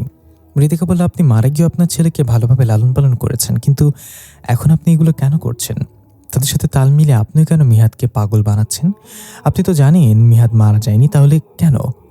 হ্যাঁ, আমিও জানি মিহাদ মারা যায়নি, কিন্তু তারা আমাকে বলেছিল মিহাদকে যদি তার মৃত্যু মেনে না নিয়ে যেতে পারি, তাহলে এই জগতে আবার আমি স্বামীর সন্তান একসাথে ফিরে পাবো। আমি তাদের উদ্দেশ্য জানি না, কেন তারা মিহাদের সাথে এমন করছে তাও জানি না। আমি শুধু আমার স্বামীর সন্তানকে আবার ফিরে পাওয়ার জন্য এসব করছি। মা প্লিজ, এসব মিথ্যা বলো। তুমি বেঁচে আছো মা? আমি এখনো বিশ্বাস করতে পারছি না তুমি নেই। একবার বলো মা, যা বলছো সব মিথ্যে। না মিহাদ, আমি সত্যি নেই সেদিন থেকে। তোকে আর এসব নিয়ে বিরক্ত করব না। আমি তাদের কথায় লোভে পড়ে তোকে এই কয়েকদিন বিরক্ত করেছি। আমাকে মাফ করে দিস বাবা, আমি চলে যাচ্ছি। তবে এটা জেনে রাখ, তুই মারা যাসনি। তুই তোর মৃত্যু মেনে নিবি না কখনোই। তারা সবসময় চেষ্টা করবে তোকে মৃত্যু প্রমাণ করার। তুই সাহসের সাথে সব কিছুর মোকাবেলা করবি। আর ঋতিকা, তুমি আমার ছেলেটার সাথে থেকো সবসময়, ওকে সাহায্য করো। না মা, যেও না তুমি। আমি তোমাকে হারাতে পারবো না। না মিয়াদ, এটা হয় না। আমার এখন যেতেই হবে। আমি থাকলে আমাকে দিয়েই তোকে বিরক্ত করাবে তারা। তাই আমার চলে যাওয়াই ভালো। ঋতিকা বলল, ঠিক বলেছেন আন্টি, আপনি থাকলে তারা আপনাকে দিয়ে আবার নতুন কিছু করার চেষ্টা করবে। তাই আপনি চলে যান এখন। পৌঁছে ফোন দিয়েন, টাকা না থাকলে মিস কল দিয়েন। শেষ মুহূর্তে আন্টি হেসে দিল এবং বলল, ঋতিকা, এভাবে আমার ছেলেটাকে সবসময় সাপোর্ট করো। তাহলে যাই, ভালো থেকো তোমরা। এই বলে মা চলে গেল, আর সামনে থাকা আমার লাশটাও হাওয়ায় মিলে গেল। কি থেকে কি হয়ে গেল? আমি ঋতিকা একে অপরের দিকে তাকিয়ে আছি। ঋতিকা বলল, কষ্ট পাবেন না মিস্টার মিহাদ, কেউ চিরদিন থাকে না। সে যতই আপন হোক, এখন নিজেকে শক্ত করেন। অন্তত এটা জানতে পারলাম যে তারা আপনার পেছনে ওই কেমিক্যালের জন্য লেগেছে, যেটা আপনার বাবা আপনার মধ্যে লুকিয়ে রেখেছে। হ্যাঁ, কিন্তু তারা তো চাইলেই আমাকে মেরে ওই কেমিক্যালটা নিয়ে যেতে পারে। তাহলে আমাকে না মেরেই মৃত প্রমাণ করার জন্য উঠে পড়ে লেগেছে কেন? নিশ্চয়ই এখানে কোনো রহস্য আছে যা সম্পর্কে এখনও আমরা জানি না। ঋতিকা একটু চিন্তা করে বলল, আপনার প্রশ্ন ঠিক আছে, কিন্তু এই মুহূর্তে কোনো উত্তর নেই। উত্তর আমাদের খুঁজে বের করতে হবে, কিন্তু কোথা থেকে শুরু করব ভাবতেছি। বাবার কবর থেকে শুরু করি। বাবার মরাদেহ যেহেতু ওই ল্যাবে দেখে এসছি আমি, তাই দেখতে হবে কবরে বাবার মরাদেহর কোনো চিহ্ন আছে নাকি। ঋতিকা বলল, কবর কি হাত দিয়ে করবেন? কোদাল আনতে গিয়েই তো এক মহিলার কাছ থেকে মায়ের খেয়ে এলেন, আবার মায়ের খাওয়ার ইচ্ছা হয়েছে নাকি? এবার মায়ের খেলে কোদাল নিয়ে আসবো। আমরা দুজন আলাদা আলাদাভাবে যাব। তুমি গিয়ে তাদের সাথে কথা পেঁচাবে, আর আমি এই ফাঁকে কোদাল নিয়ে চলে আসবো। ওই তান্ত্রিক তো তোমার কথার প্রেমে পাগল হয়ে আছে এমনিতেই। ও ও, এবার আমাকে মায়ের খাওয়ানোর ধান্দা করতেছেন। ঠিক আছে, খেলাম না হয় মায়ের আপনার জন্য। আন্টি তো যাওয়ার আগে আপনার সব দায়িত্ব আমার উপরে দিয়ে গিয়েছে, তাই আমিও তো আপনার অভিভাবক। আমি হাসতে হাসতে বললাম, ঠিক আছে চলেন আমার অভিভাবক। প্রথমে তুমিই যাবে বাসায়, যখন তুমি তাদের সাথে কথা বলবে তখন আমি লুকিয়ে জানলা দিয়ে বাসায় ঢুকে পড়ব এবং কোদাল নিয়ে চলে আসব। এই পরিকল্পনা করে দুজনে গেলাম। আমি বাসা থেকে একটু দূরে গাছের আড়ালে লুকিয়ে রইলাম। হৃদিকা বাসার দিকে এগিয়ে গেল। মেয়েটার সাহস আছে বলতে হবে, কোনো কিছুকেই পাত্তা দেয় না। হৃদিকার সাথে না থাকলে আমি হয়তো এতক্ষণে তাদের কথা মেনে নিজেকে মৃত ঘোষণা করে ফেলতাম। হৃদিকা গিয়ে দরজায় টোকা দিল। এবার আর তান্ত্রিক দরজা খুলল না, সে মহিলা দরজা খুলে দিল। তাহলে তান্ত্রিক গেল কোথায়? ওই মহিলা অদ্ভুত একটা হাসিতে বলল, একে এসছো? মেয়াদকে বুঝিয়ে গাছের পেছনে লুকিয়ে রেখে এসছো? হৃদিকা বুঝে গেল আমাদের প্ল্যান সম্পর্কে আগেই জেনে গেছে তারা। হৃদিকা চিৎকার দিয়ে বলল, মেয়াদ পালিয়ে যান। আমি হৃদিকার চিৎকার শুনে গাছের পেছন থেকে বের হয়ে এলাম। তখনই আমার কাঁধে কেউ হাত রেখে বলল, ভাগ্নে আবার এসেছ? তাকে দেখলাম তান্ত্রিক অ্যালবার্ট গোসমে দাঁড়িয়ে আছে। আমি এবার সাহস করে বললাম, তখন তো সে মহিলা বলে কিছু করেন তাকে, আপনি আমার সাথে লাগতে আসবেন না, তাহলে আপনাকে চানাচুর মুড়ির মতো মেখে ফেলবো। এই বলে আমি তার মুখ বরাবর হাত উঠালাম ঘুষি দেওয়ার জন্য। সে খপ করে আমার হাতটা ধরে ফেলল এবং বলল, এত তাড়াহুড়া কিসের ভাগ্নে? মাত্রই তো জানতে পারলা তোমার মা মারা গিয়েছে, নিজের মৃত্যুর জন্য তো একটু চিন্তা করো। এই বলে সে আমার মাথায় আঘাত করলো হাত দিয়ে। আমার মনে হলো যেন কোনো লোহার টুকরো দিয়ে আঘাত করেছে। আমি বসে পড়লাম সেখানে হাঁটু গেড়ে। ওদিকে সেই মহিলা হৃদিকাকে একটা ধাক্কা দিল এবং হৃদিকা অনেকটা দূরে গিয়ে পড়ল। আবার সেই মহিলা হৃদিকার কাছে গিয়ে বলল, তোকে তো আলবার্ট বলেছিল এখান থেকে চলে যেতে, কিন্তু তুই যাসনি, এবার নিজের জীবন দিয়ে মূল্য দে। এই বলে সে আবার হৃদিকার দিকে হাত বাড়ালো। ঠিক তখনই কোথা থেকে যেন বাতাসের মতো রিফান এসে ওই মহিলাকে এক ঝটকা মেরে দূরে ফেলে দিল। হৃদিকা ধীরে ধীরে উঠে বলল, রিফান ভাই আপনি? কখনো ভাবিনি আমাদের আবার দেখা হবে, অনেক মিস করছিলাম আপনাকে। সে মহিলা চিৎকার করে বলল, রিফান এখানে আসার তো ঠিক হয়নি, এর জন্য তোকে শাস্তি পেতে হবে। রিফান বলল, আপনি আমার বন্ধুকে আঘাত করবেন না, আর আমি কি না এসে পারি বলেন কাকিমা? তাহলে তোর বন্ধুর সাথে তুইও মরবি এখন, আমাদের সাথে কখনো পারবি না তোরা, আমরা তোদের চেয়ে অনেক শক্তিশালী। রিফান ভাই বলল, আর কাকি আপনার মাথা তো গেছে, আমাকে আর কয়বার মারবেন? তবে আপনাকে এখানে দেখে ভালো লাগলো, অবশেষে সব শয়তান একসাথে হলেন। তুই আমার স্বামী সন্তানকে মেরেছিস, তুই কি ভাবছোস এভাবেই সব তোকে ছেড়ে দেব? আমার অনুরোধ, এই অ্যালবার্ট তোকে এই মৃত্যু দুনিয়া নিয়ে এসেছে। স্বামী সন্তানকে হারিয়ে সেদিন আমিও আত্মহত্যা করেছিলাম, কারণ আমি জানতাম তোকে শাস্তি দিতে হলে আমাকেও আত্মা হতে হবে। তারপর আলবার্টের সাহায্যে আমি একটা শক্তিশালী আত্মাতে রূপান্তরিত হই। রিফান বলল, সবই বুঝলাম, কিন্তু এই আলবার্টটা আবার কে? হৃতিকা বলল, ওই যে আমাদের মহান তান্ত্রিক মশাইয়ের নামই আলবার্ট গোসমে। রিফান হাসতে হাসতে বলল, আলবার্ট গোসমে? বাবা মায়ের অনিচ্ছার বাচ্চা হলে আগে এমন নাম রাখে, এই নাম কাউকে আমাদের বাসার কাজে লোক হিসেবেও রাখতাম না আমি। এটা শুনে তান্ত্রিকটা এগিয়ে রিফানের দিকে এগিয়ে এলো, কিন্তু হঠাৎ সে থমকে দাঁড়িয়ে গেল এবং ভয়ার্ত চোখে রিফানের দিকে তাকিয়ে রইল। রিফান হাসছে আর বলছে, কি হলো তান্ত্রিক মশাই, আসেন, আমাকে শাস্তি দেবেন না? এর আগের বার মিয়াদের সাথে কথা বলার কারণে আমাকে শাস্তি পেতে হয়েছিল। টানা 2 দিন আগের আগুনের রুমে বন্দি করে রাখা হয়েছিল আমাকে। এখন আপনাদের সম্পূর্ণ বিরোধিতা করছি, পারলে আমাকে ছুঁয়ে দেখান। আর বলছে, কি হলো তান্ত্রিক মশাই, আসেন, আমাকে শাস্তি দিবেন না? তান্ত্রিক বলল, তাহলে তুই কাইরির দেখা পেয়ে গেছিস তাই না? এই জন্যই সাহস বেড়ে গিয়েছে। তোর দিকে এগুতে একটা ঘ্রাণ পেয়েছি আমি, ওই ঘ্রাণটাই কাইরির সদস্য চেনার উপায়। আজকে তোকে কিছু করতে পারবো না, কিন্তু ভাবিস না ছাড়া পেয়ে গেছিস, আমি অন্য কোনো রূপে ফিরে আসব। কাকিমা বলে উঠল, অ্যালবার্ট আপনি কি বলছেন এটা? কাইরির সদস্য আবার কারা? আপনি ওকে ভয় পাচ্ছেন কেন? রিফানকে এখন ছেড়ে দিলে আর কখনো ধরা যাবে না, আপনি না পারলে আমি রিফানকে বন্দি করবো এখন। এই বলে কাকিমা রিফানের দিকে একটা আগুনের গোলা ছুঁড়ে মারল। তান্ত্রিক বাধা দিতে চাইল কাকিমাকে, কিন্তু তার আগেই সে আগুনের গোলাটা রিফানের দিকে মারল। রিফান আগুনের গোলা নিজের মুঠোয় নিয়ে নিল এবং উল্টো সেই গোলা কাকিমার দিকে ছুঁড়ে মারল। সোজা এসে কাকিমার পেট বরাবর লাগলো এবং প্রায় সে অনেক দূরে গিয়ে পড়ে রইল। রিফান বলল, কাকিমা আপনি অসতর্ক ছিলেন, আপনার প্রথম ভুল ছিল হৃদিকাকে আঘাত করা, আর দ্বিতীয় ভুল ছিল আমাকে দুর্বল হিসেবে নেয়া। তান্ত্রিককে আপনাকে বলেনি আত্মহত্যা করা আত্মার চেয়ে কারোর হাতে খুন হওয়া আত্মা বেশি শক্তিশালী হয়? মৃত্যু দুনিয়ায় থাকলে কোনো যোগ্যতা নেই আপনার। তান্ত্রিক বলল, কাজটা তুই ঠিক করলি না রিফান, তুই ভাবছোস কাইরিরা আমাদের উদ্দেশ্যে বিফল করে দিবে? আমাদেরকে হারানো অসম্ভব, কাইরিরা আমাদের সাথে কখনো পারবে না। এই জন্যই ওরা লুকিয়ে কাজ করে, ওদের সাহস নেই আমাদের সাথে সরাসরি মুখোমুখি হওয়ার। রিফান বলল, সেটা দেখা যাবে সময় হলেই। আমি আপনাদের এই মৃত্যুর দুনিয়া ধ্বংস করে দিব, আমার কিছু ছেড়ার ক্ষমতা আপনার নেই। এটা শুনে তান্ত্রিক রাগে গড়াগড় করতে করতে কাকিমাকে নিয়ে উধাও হয়ে গেল সেখান থেকে। রিফান এবার শান্ত হলো এবং ঋতিকাকে বলল, তুমি ঠিক আছো তো? ঋতিকা বলল, মাথায় একটু চোট পেয়েছি, তবে সহ্য করে নিতে পারবো। আমি তো হয়রান হয়ে গেলাম তোমার সাহস দেখে রিফান ভাইয়া, কিভাবে করলা এটা? কাকিমার কথা বাদই দিলাম, তান্ত্রিকের মতো শক্তিশালী একজনের সাথে এভাবে কথা বললে কিন্তু সে তোমাকে কিছুই না করে চলে গেল, সবকিছু আমার মাথার উপর দিয়ে গেল। আর কায়রিটা আবার কি? সে আপনাকে কায়রি সদস্য বলল কেন? আমি সম্পূর্ণ প্রস্তুতি নিয়ে এসেছি এখানে ঋতিকা। কায়রি হচ্ছে এমন একটা সংগঠন যারা এই মৃত্যু দুনিয়ার বিরুদ্ধে কাজ করে গোপনে। তারা এখান থেকে অশুভ আত্মাদের নিয়ে গিয়ে ভালো আত্মাতে পরিণত করে। আমাকেও শাস্তির মুখ থেকে তারাই বাঁচিয়ে নিয়েছে এবং তাদের সদস্য হিসেবে দায়িত্ব দিয়েছে। এই মৃত্যু দুনিয়ায় সবচেয়ে বড় বাধা হচ্ছে কায়রি সংগঠন, আর এই সংগঠনের প্রধান হচ্ছে সেই বুজুর্গ জিনকে যে আমাকে সাহায্য করেছিল একসময়। তাকে সবাই হুজুর বলে ডাকে। আচ্ছা, তার মানে এই তান্ত্রিকই মৃত্যুর দুনিয়ার প্রধান সেনাপতি। যখন সে তোমার কাকার সাথে এসেছিল প্রথমবার, তখন ভেবেছিলাম সে হয়তো মানুষ, কিন্তু এখন বুঝলাম সে আসলে জিন শয়তান। আগে বলবে তো তান্ত্রিক তোমার কিচ্ছু করতে পারবে না, তাহলে আমিও কয়েকটা ডায়লগ মেরে দিতাম। সে আসলে জিন শয়তান। তোমাকে তান্ত্রিক এমনিতেও ভয় পায়। আচ্ছা, মিয়াদ কোথায়? এত কথার মাঝে তো মিয়াদের কথা ভুলে গিয়েছি। ঋতিকা বলল, তাই তো, মিয়াদ কোথায়? ওই গাছের কাছে তান্ত্রিক মিয়াদকে মাথায় আঘাত করে ফেলে দিয়েছিল, এখন তো সেখানে নেই। তাহলে গেল কোথায়? রিফান বলল, বুঝতে পেরেছি, তান্ত্রিক এখান থেকে খালি হাতে যায়নি, সে আমাদের চোখে ধুলো দিয়ে মিয়াদকে নিয়ে গেছে, আমরা বুঝতে পারিনি। তাহলে এখন কি হবে রিফান ভাইয়া? তান্ত্রিক মিয়াদকে নিয়ে গিয়ে কি করবে তা আমরা জানি না, তার পরবর্তী পদক্ষেপ কি হতে পারে সে উত্তর তো শুধুমাত্র আমাদের প্রধান হুজুরই দিতে পারবে। চলো এখনই আমাদের হুজুরের সাথে দেখা করতে হবে, তাকে সবকিছু জানাতে হবে। হ্যাঁ চলো, দেরি করলে লেট হয়ে যাবে। কিন্তু আমি তো মানুষ, আমি কি তোমাদের ওই আত্মার জগতে প্রবেশ করার অনুমতি পাবো?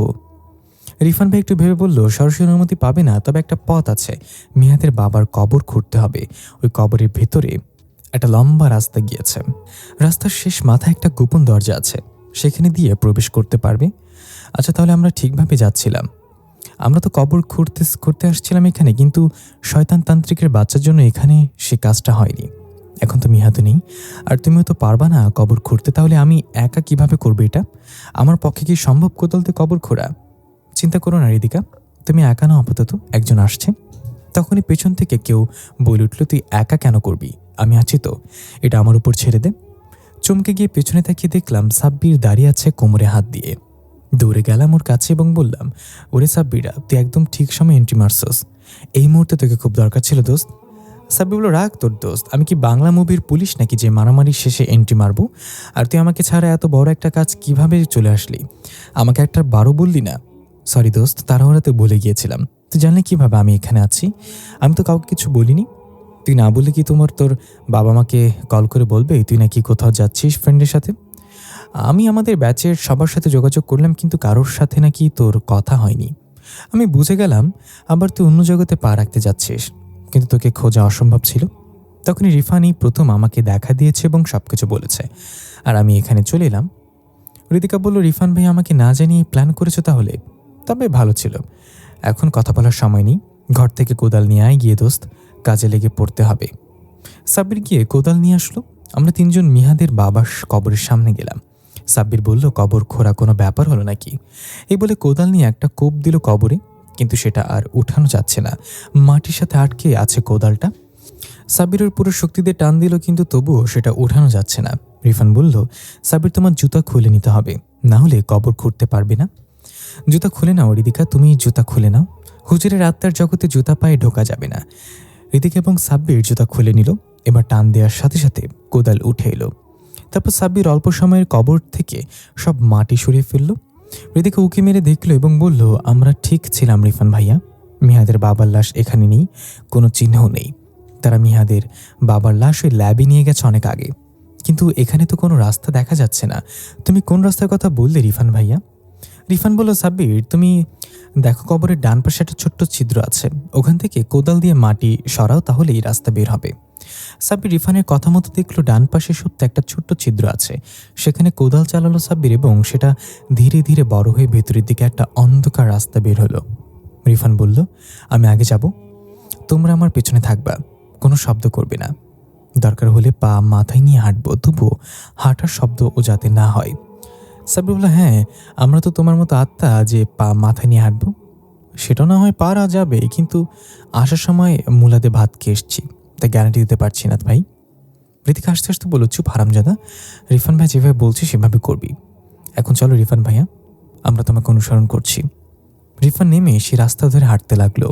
আমরা রিফান ভাইকে অনুসরণ করে হাঁটতে লাগলাম। সম্পূর্ণ নিস্তব্ধতায় ঘেরা চারিদিকে। নিজের নিঃশ্বাসের শব্দটাও মনে হচ্ছে বন্ধ করে রাখি। হঠাৎ রিফান ভাই থেমে গেল, আমরাও থেমে গেলাম। কারোর মুখে কোনো কথা নেই। রিফান ফিস করে বলল, একটা গুরুত্বপূর্ণ কথা বলতে ভুলে গিয়েছি। তাহলে সেই গোপন দরজা খোলার পর তোমাদের ভয় দেখাতে পারে কেউ, তবে ভয় পাবে না, আমি সামলে নেব।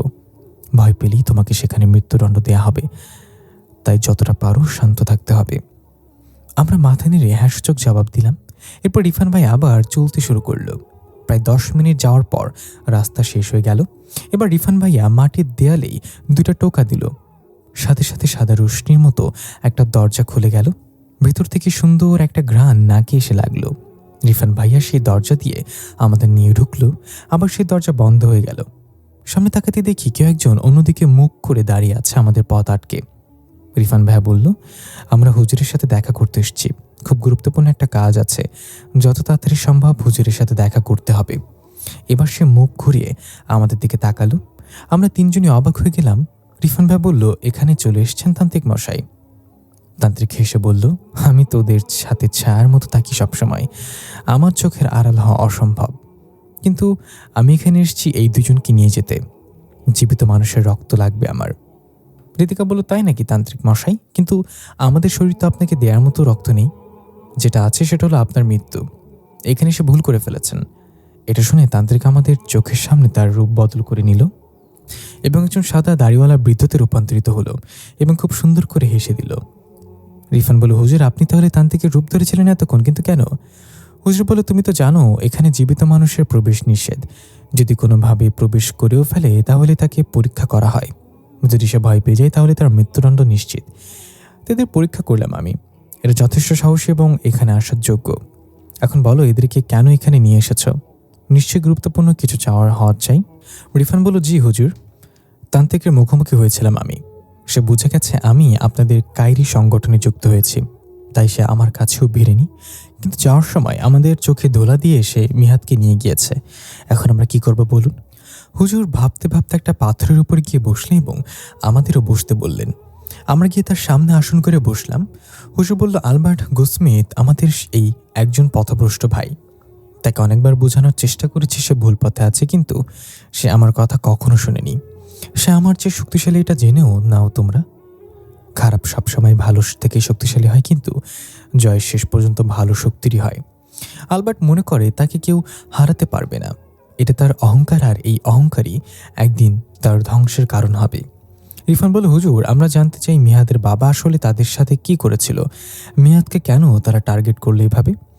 মিহাদের বাবা অর্থনৈতিক এবং মানসিক চাপে ভুল পথে বেছে নিয়েছিল। তার অভাব অনটন তো দূর হচ্ছিল, কিন্তু তার মনে কখনো শান্তি মেলেনি। শান্তি তো আত্মায় থাকে, আর সে আত্মায় যদি শয়তানের কাছে বিক্রি করে দেওয়া হয় তাহলে শান্তি কোথা থেকে আসবে? মিহাদের বাবা তো সরাসরি শয়তানের কাছে আত্মা বিক্রি করে দিয়েছিল। আর এমন অনেক মানুষ এবং জিন আছে যারা নিজের অজান্তে তার আত্মা শয়তানের কাছে বিক্রি করে দিয়েছে। মূল কথা হলো, সৃষ্টিকর্তা থেকে দূরত্বই তোমাকে শয়তানের অনুসারী বানিয়ে দেয়। ভুল পথে থাকা মানুষের অঢিল ধন সম্পদ থাকতে পারে, কিন্তু তাদের মন বিষাক্ত হয়ে যায়। তাদের মনে কখনো শান্তি থাকে না, তারা সবসময় অস্থিরতায় ভোগে। মিহাদের বাবাও তেমনটাই ভুগছিল। সে আমার সাথে গোপনে যোগাযোগ করে এবং আমার কাছে এই অন্ধকার পথ থেকে বেরিয়ে আসার জন্য সাহায্য চায়। আমি তাকে পথ দেখাই আলোর দিকে আসার, ধীরে ধীরে সে ফিরেও আসছিল, কিন্তু কিভাবে যেন আলবার্ট এই সম্পর্কে জেনে যায়। মিহাদের বাবাও বুঝেছে আলবার্ট জেনে গিয়েছে, তাই সে তাদের সবচেয়ে গুরুত্বপূর্ণ কেমিক্যাল নিয়ে সেখান থেকে পালিয়ে যায়। সে কেমিক্যাল ব্যবহার করে তারা মৃতদেহের আত্মা সঞ্চার করে তাদের শক্তিশালী আত্মাতে পরিণত করার পরিকল্পনা করেছিল, কিন্তু মিহাদের বাবার কারণে তাদের পরিকল্পনা ব্যর্থ হয়ে যায়। মিহাদের বাবা সেদিন শুধু নিজেকে বাঁচানোর জন্য চেষ্টা করেনি, বরং তাদের মৃত্যুর দুনিয়া বানানোকে অনেকটা পিছিয়ে ফেলে দিয়েছিল ওই কেমিক্যালটা নিয়ে এসে, আর সেটা মিহাদের শরীরে লুকিয়ে দেয়। এই জন্যই তারা এখন মিহাদের পেছনে। ঋতিকা বলে, আচ্ছা হুজুর, সবই বুঝলাম, কিন্তু তারা তো চাইলে মিহাদকে মেরে অনায়াসে ওই কেমিক্যালটা নিয়ে নিতে পারে, তাহলে এত নাটক কেন? হুজুর বলল, না না না, ওই কেমিক্যাল তখনই কাজ করবে যখন মিহাদ সেটা জীবিত অবস্থায় নিজের ইচ্ছাতে তাদেরকে দেবে। জোর করে বের করে নিলে সেই কেমিক্যালের কার্যকারিতা নষ্ট হয়ে যায়, আর তাই তারা মিহাদকে মৃত প্রমাণ করার জন্য এত কিছু করছে, যাতে মিহাদ ভেঙে পড়ে এবং মনে করে যে সে সত্যি মারা গিয়েছে। তাতে কেমিক্যালটা মিহাদ নিজের ইচ্ছাতেই তাদেরকে দিয়ে দিবে। ঋতিকা বলে, এই ব্যাপার তাহলে, কিন্তু এখন তারা মিহাদকে নিয়ে গিয়ে কি করবে তার সাথে? হুজুর বলল, আলবার্ট অনেক সতর্ক এবং বুদ্ধিমান, সে না জেনে বুঝে কোনো পদক্ষেপ গ্রহণ করে না। নিশ্চয়ই তার কোনো পরিকল্পনা আছে মিহাদের সাথে ওই কেমিক্যাল নেয়ার। এখন তোমাদের যেতে হবে। সে মিহাদকে সেই ল্যাবে নিয়ে গিয়েছে। মিহাদের সাথে খারাপ কিছু হওয়ার আগে তোমাদের সেখানে যেতে হবে। তোমাদের সাথে কয়েকজন কায়রি সদস্য যাবে সাহায্য করার জন্য। রিফান বলে, আমরা কি পারবো তাদের সাথে? আপনার কাছে কোনো পরিকল্পনা থাকলে আমাদের বলুন। হুজুর বলল, শক্তি দিয়ে আলবার্টকে কখনো হারাতে পারে না, তাই বুদ্ধি দিয়ে পদক্ষেপ নিতে হবে। আলবার্টের একটা দুর্বলতা আছে, সে বাম চোখে কম দেখে, তাই তাকে বাম দিক থেকে আক্রমণ করবে। আর তোমরা এই মনুষ্য বন্ধুদের আমি 2টো ওষুধ দিয়ে দিচ্ছি, এটা খেলে তারা আত্মাদের সাথে লড়াই করার শক্তি পাবে। এই বলে তিনি 2টা লাল রঙের ক্যাপসুল দিল রিদিকা এবং সাব্বিরকে এবং বলল, এবার তোমরা যেতে পারো, সফল হয়ে ফিরে আসো। এতক্ষণ পর সাব্বির বলল, হুজুর আপনি কেন আসছেন না আমাদের সাথে? আপনি আসলে তো আমরা নিশ্চিত ওদেরকে হারিয়ে দিতে পারি। হুজুর মুচকি এসে বলল, রাজা কখনো যুদ্ধের ময়দানে যায় না বাছা, সে তার সেনাপতিকে পাঠায়। তোমরা আমার সেনাপতি। তবে আরও 2জনকে খবর দিয়েছে আমি, তারা এর আগে আলবার্টের চেয়ে শক্তিশালী জিনকে পরাজিত করেছে। তারা তোমাদের সাথে যোগ দিলে মনে হবে আমিও তোমাদের সাথে যোগ দিয়েছি। ঋতিকা বলল, তারা কি মানুষ নাকি আপনাদের মধ্যের কেউ? হুজুর কিছু বলল না, রহস্যময় একটা হাসি দিয়ে উদা হয়ে গেল। রিফান বলে, এত কিছু জেনে লাভ নেই, তারা আসলেই দেখতে পারবো। এখন আমাদের হাতে সময় নেই, তাড়াতাড়ি সেই ল্যাবে যেতে হবে। ঋতিকা, রিফান, সাব্বির এবং অদৃশ্য কয়েকজন রওনা হলো সেই ল্যাবের উদ্দেশ্যে। তারা সবাই প্রতিজ্ঞা করল আজকে এই মৃত্যু দুনিয়া ধ্বংস না হয় নিজেদের মৃত্যু যে কোনো একটা হবে। এদেরকে ধ্বংস না করতে পারলে একসময় গোটা মানবজাতির জন্য হুমকি হয়ে দাঁড়াবে। ল্যাবের সামনে পৌঁছে ঋতিকা এবং সাব্বির হুজুরের দেয়া ক্যাপসুল খেয়ে নিল। সাথে সাথেই তারা দুজনই অন্যরকম এক শক্তি অনুভব করল নিজেদের মাঝে। শরীর থেকে মনে হচ্ছে বিদ্যুৎ বের হচ্ছে। ল্যাবের কাছাকাছি যেতেই দেখলো কয়েকজন কালো রঙের লম্বা লম্বা মানুষ পেছনে হাত দিয়ে দাঁড়িয়ে আছে মেন গেটে। রিফান বললে, এরা মানুষ না, সময় হয়ে গিয়েছে আমাদের লড়াই করার, তৈরি হয়ে নাও সবাই। এই বলে আমরা এগিয়ে গেলাম তাদের দিকে। তারাও ভয়ঙ্কর রূপে এগিয়ে আসতে লাগলো। রিফান একজনকে ধরে তার ঘাড় থেকে মাথা আলাদা করে ফেলল। ঋতিকা একজনের পেটে নিজের হাত ঢুকিয়ে দিল এবং ছুঁড়ে ফেলে দিল। মাটিতে লুটিয়ে পড়েই তারা অদৃশ্য হয়ে যাচ্ছে। সাব্বির একজনকে গলা চেপে ধরে বলল, ভূতের মায়েরে আব্বা, আজকে সবগুলোরে ঘোল পানি খাইয়া সারব। এই বলে তার ঘাড় মোটকে দিল। মাটিতে পড়ে সেও অদৃশ্য হয়ে গেল। অদৃশ্য কায়রি সদস্যরা একে একে তাদের প্রত্যেককে মেরে দিল। এভাবে লড়াই করতে করতে ল্যাবের ভেতরে প্রবেশ করলো তারা সবাই। ল্যাবের ভেতরে কয়েকজন মিলে গেল, তারা আক্রমণ করলো, কিন্তু ঋতিকার সামনেই তারা টিকল না। এরপর যেখানে মৃতদেহগুলো সংরক্ষণ করে রাখা হয়েছে সেখানে প্রবেশ করলো তারা, কিন্তু আজকে সেখানে কোনো মৃতদেহ ছিল না, সম্পূর্ণ ফাঁকা একটা বিশাল কক্ষ। তাহলে কি এটা তান্ত্রিকের কোনো পাতানো ফাঁদ? এটা ভাবতে ভাবতেই চারিদিক থেকে অনেক পরিমাণ আত্মা আক্রমণ করে বসলো। ঋতিকা, রিফান আর সাব্বির আত্মাদের সাথে লড়াই করতে করতে প্রায় ক্লান্ত হয়ে পড়েছে। তাদেরকে যতই মারছে তারা আরও বাড়ছে। এক পর্যায়ে রিফান আর ঋতিকা সাব্বিরকে তারা আটকে ফেলল এবং লোহার শিকলতে বেঁধে দিল। অদৃশ্য কায়রি সদস্যদের আগুনের একটা রুমে নিয়ে নিক্ষেপ করল। এবার তান্ত্রিক আলবার্ট কুসুমে আত্মপ্রকাশ করল। হাসতে হাসতে সে তার আসনে গিয়ে বসলো, আর তার সাথে রিফানের কাকিমাও ছিল। তান্ত্রিক বলল, আমার অনুসারীদের সাথে পারলি না তোরা, আর এসেছিস আমার সাম্রাজ্য ধ্বংস করতে। এখন তোরা কি করবি?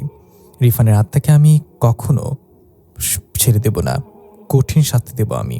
ও শুধু আমার বিরুদ্ধে চাইনি, বরং আমার শত্রুর সাথে মিলে আমার সাথে বিশ্বাসঘাতকতা করেছে। আর এদিকে আর ওই পুচকে ছেলেটাকে কঠিন মৃত্যু দেব আমি। তারপর ওদের আত্মাকে আমার দাস বানাবো। সবাই জানবে আলবার্ট কুসুমে অপরাজেয়, তাকে হারানো অসম্ভব। কাকিমা বলল, রিফানের দায়িত্ব আমার উপর ছেড়ে দাও আলবার্ট, ওর সাথে আমার অনেক এই হিসাব বাকি আছে। ওর আত্মাকে শাস্তি দেওয়ার অধিকার শুধু আমার। সাব্বির রিদিকাকে বলল, কিরে দোস্ত, তান্ত্রিক কি আমাকে পুচকে ছেলে বলল? রিদিকা মাথা নাড়িয়ে বলল, হ্যাঁ তাই তো শুনলাম, মনে হয় তোকে ভালো করে চেনে না। সাব্বির বলল, একবার এখান থেকে ছেড়ে দিয়ে দেখেন তান্ত্রিক মশাই, আমাকে পুচকে ছেলে বলার সাহস কেমনে হয় আপনার? আমার ইগো হার্ট করলে আপনার চোখের মনি খুলে মার্বেল খেলবো আমি। আর মার্বেল খেলায় বিশ্ব চ্যাম্পিয়ন, তাই না রিদিকা? ঋতিকা বলল, বাল চ্যাম্পিয়ন, স্কুলে তো সবসময় হারতি পোলাপানের সাথে, না জিততে পেরে চিটিং করে ওদের সাথ থেকে সব মার্বেলগুলো নিয়ে নিতি। তাদের এবার বস থেকে উঠে সিংহাসনের মতো সিংহের মতো গর্জন দিয়ে বলে উঠল, তোদের কি মনে হয় আমি তোদের সাথে ইয়ার্কি করছি? এখনই দেখতে পাবি আলবার্ট গুশমে কতটা শক্তিশালী। রিফান রাগান্বিত হয়ে বলল, আমার সাথে যা করার কর, কিন্তু এই দুজনকে ছেড়ে দে, ওদের কোনো দোষ নেই, আমার জন্য ওরা এসবের সাথে জড়িয়েছে। তান্ত্রিক বলল, রিদিকাকে আমি সতর্ক করেছিলাম এখান থেকে চলে যেতে, কিন্তু সে তো যায়নি, বরং আরও একজনকে নিয়ে এসেছে। এবার আর কোনো সুযোগ নেই, এখন শুধু মৃত্যু হবে। আমি রক্তের গন্ধ পাচ্ছি। এ বলে তান্ত্রিক রিদিকার দিকে এগোতে লাগলো। আচমকা তান্ত্রিকের হাত একটা আগুনের তরবারি চলে আসলো কোথা থেকে যেন। তলোয়ার থেকে আগুনের ফুলকি বেরোচ্ছে। রিফান চিৎকার করে বলল, খবরদার, রিদিকার গায়ে যদি একটা আঁচড় লাগে তাহলে আমি তোকে এই সাম্রাজ্য থেকে মিশিয়ে ফেলবো। তান্ত্রিক কোনো কথাই কানে নিচ্ছে না। সে সোজা গিয়ে রিদিকার গলা বরাবর তরবারি রাখল। রিদিকা হাসি মুখে বলল, মারলে আমাকে তাড়াতাড়ি মেরে ফেলেন তান্ত্রিক মশাই, পরে আর সুযোগ নাও পেতে পারেন। তান্ত্রিক ভয়ঙ্কর হাসিতে বলল, তোর তো দেখি মৃত্যুর ভয় নেই মেয়ে, তাহলে আর দেরি কেন, তৈরি হয়ে নে। এই বলে তলোয়ার উঠালো। তখনই একটা শব্দ আসলো যেমন লাঠি দিয়ে কেউ ফ্লোরে আঘাত করছে। তান্ত্রিক থেমে গেল এবং পাশে তাকালো। সাথে সবাই তাকালো সেদিকে। একটা ছেলে আর একটা মেয়ে দাঁড়িয়ে আছে। ছেলেটার হাতে একটা লাঠি, সেটা দিয়েই সে ফ্লোরে আঘাত করছে। ছেলেটা বলল, তান্ত্রিক মশাই, এত তাড়াতাড়ি কিসের? আমাদের ছাড়াই পার্টি শুরু করে দিয়েছ, এটা কিন্তু ঠিক হয়নি। আমরা অনেক কষ্ট পেয়েছি, তাই না রিশফা? মেয়েটা বলল, ঠিক বলেছেন স্যার, আমার 5 টাকা হারিয়ে গেলেও আমি এত কষ্ট পেতাম না। তান্ত্রিক আমাদের মন ভেঙে দিয়েছে। তান্ত্রিক অবাক হয়ে বলল, তাহলে তাহলে তোরাই গালি বা রিশফা? গালি বলল, রিশফা তান্ত্রিক মশাই তো দেখি আমাদের আগে থেকে চেনে, যাক তাহলে নতুন করে আর পরিচয় দেওয়া লাগবে না। তান্ত্রিক বলল, আমার বন্ধু ডোরিয়ার কাছে তোদের কথা শুনেছিলাম। ডোরিয়া তোদের কাছে পরাজিত হয়ে এই রাজ্য ছেড়ে চলে গিয়েছে, কিন্তু তোরা এখানে কি করছিস? ঋষা বলল, ধুর মশা, আগে রিদিকার গলা থেকে তলোয়ারটা সরান, নাহলে একটু পর দেখবেন ওই তলোয়ার আপনার গলায়। তান্ত্রিক হাসতে হাসতে বলল, তোরা কি আমাকে ডোরিয়া ভেবেছিস? এখানে এসছিস তো তোদের ইচ্ছাতে, কিন্তু যাবি আমার ইচ্ছাতে। যদি বাঁচতে চাস তাহলে চলে যায় এখান থেকে, এসবের সাথে তোদের কোনো সম্পর্ক নেই। গালি বলে, এই তো তান্ত্রিক মশাই আবার তাড়াহুড়া করছেন, আমরা তো বাঁচতে আসিনি, বাঁচাতে এসেছি, তাই না ইরফান বলল, হুজুর কি তাহলে আপনাদের দুজনের কথা বলেছিল? কিন্তু আপনারা তো সম্পূর্ণ মানুষ, কিভাবে কি হবে? গালিব বলল, এখনই দেখতে পাবি, এই তৈরি হয়ে নাও সবাই। রিশফা, তুমি তৈরি হতো? স্যার, এটা আবার জিজ্ঞাসা করা লাগে, আমি সবসময় তৈরি। কৃতিকা বলল, আমি বলেছিলাম তান্ত্রিক মশাই আমাকে তাড়াতাড়ি মেরে ফেলতে, কিন্তু আপনি সুযোগটা হারিয়েছেন, এবার আপনি তৈরি হয়ে নেন। গালিব স্যার তার হাতে থাকা লাঠিটা তান্ত্রিকের দিকে ছুঁড়ে মারল। তান্ত্রিক কিছু বুঝে ওঠার আগেই দ্রুত গতিতে লাঠিটা তার বুকে এসে লাগলো। তান্ত্রিক উড়ে গিয়ে তার আসনের কাছে পড়ল। লাঠিটা ঘুরে আবার গালিব স্যারের হাতে চলে এলো। রিশফা বলল, এই কারিশমা কবে শিখলেন স্যার? এটা তো আমি জানতাম না। আমি আরও অনেক কারিশমা জানি, তুমি তো বুঝতে চাও না আমাকে। এরপর রিশফা মুখ বাঁকিয়ে তার সাথে থাকা ছোট্ট ব্যাগ থেকে সাদা পাউডারের মতো কিছু বের করে সেটাতে ফু দিল এবং চারিদিকে সাদা ধোঁয়ায় ভরে গেল। এবং রিশফা বলল, কারিশমা আমিও কম জানি না স্যার, কিচ্ছু দেখা যাচ্ছে না। তান্ত্রিক রাগে গড়গড় করতে করতে চিৎকার করে বলল, আমার অনুসারীগণ, ওদের সবাইকে মেরে ফেলো। ধীরে ধীরে ধোঁয়া কমে আসতে লাগলো। দেখা গেল গালিব এবং রিশফা মিলে সবাইকে ছাড়িয়ে নিয়েছে। এবার তারা 5 জন সারিবদ্ধ হয়ে দাঁড়িয়ে আছে। সামনে তান্ত্রিকের বিশাল বাহিনী, কিন্তু সেখানে তান্ত্রিক নেই। সে গেল কোথায়? সাবরি বলল, ভয়ে পালিয়েছে মনে হয়, ও জানে আমি ছাড়া পেলে ওর খবর আছে। ঋতিকা বলল, চুপ কর চাপাবাজ, তান্ত্রিক ভয় পালানোর মতো কেউ না, সে তার পরিকল্পনা অনুযায়ী কাজ করছে। সে এখন নিহাদের কাছে আছে, আমি নিশ্চিত। গালিব বলল, তাহলে আর দেরি কেন, এই চালাপাড়াদের শেষ করি চলো, তান্ত্রিক আমাদের অপেক্ষায়। এই বলে সবাই ঝাঁপিয়ে পড়ল তান্ত্রিকের বাহিনীর ওপরে। সবাই নিজেদের মতো লড়াই করে যাচ্ছে। এবার আর পেরে উঠল না তান্ত্রিকের বাহিনী।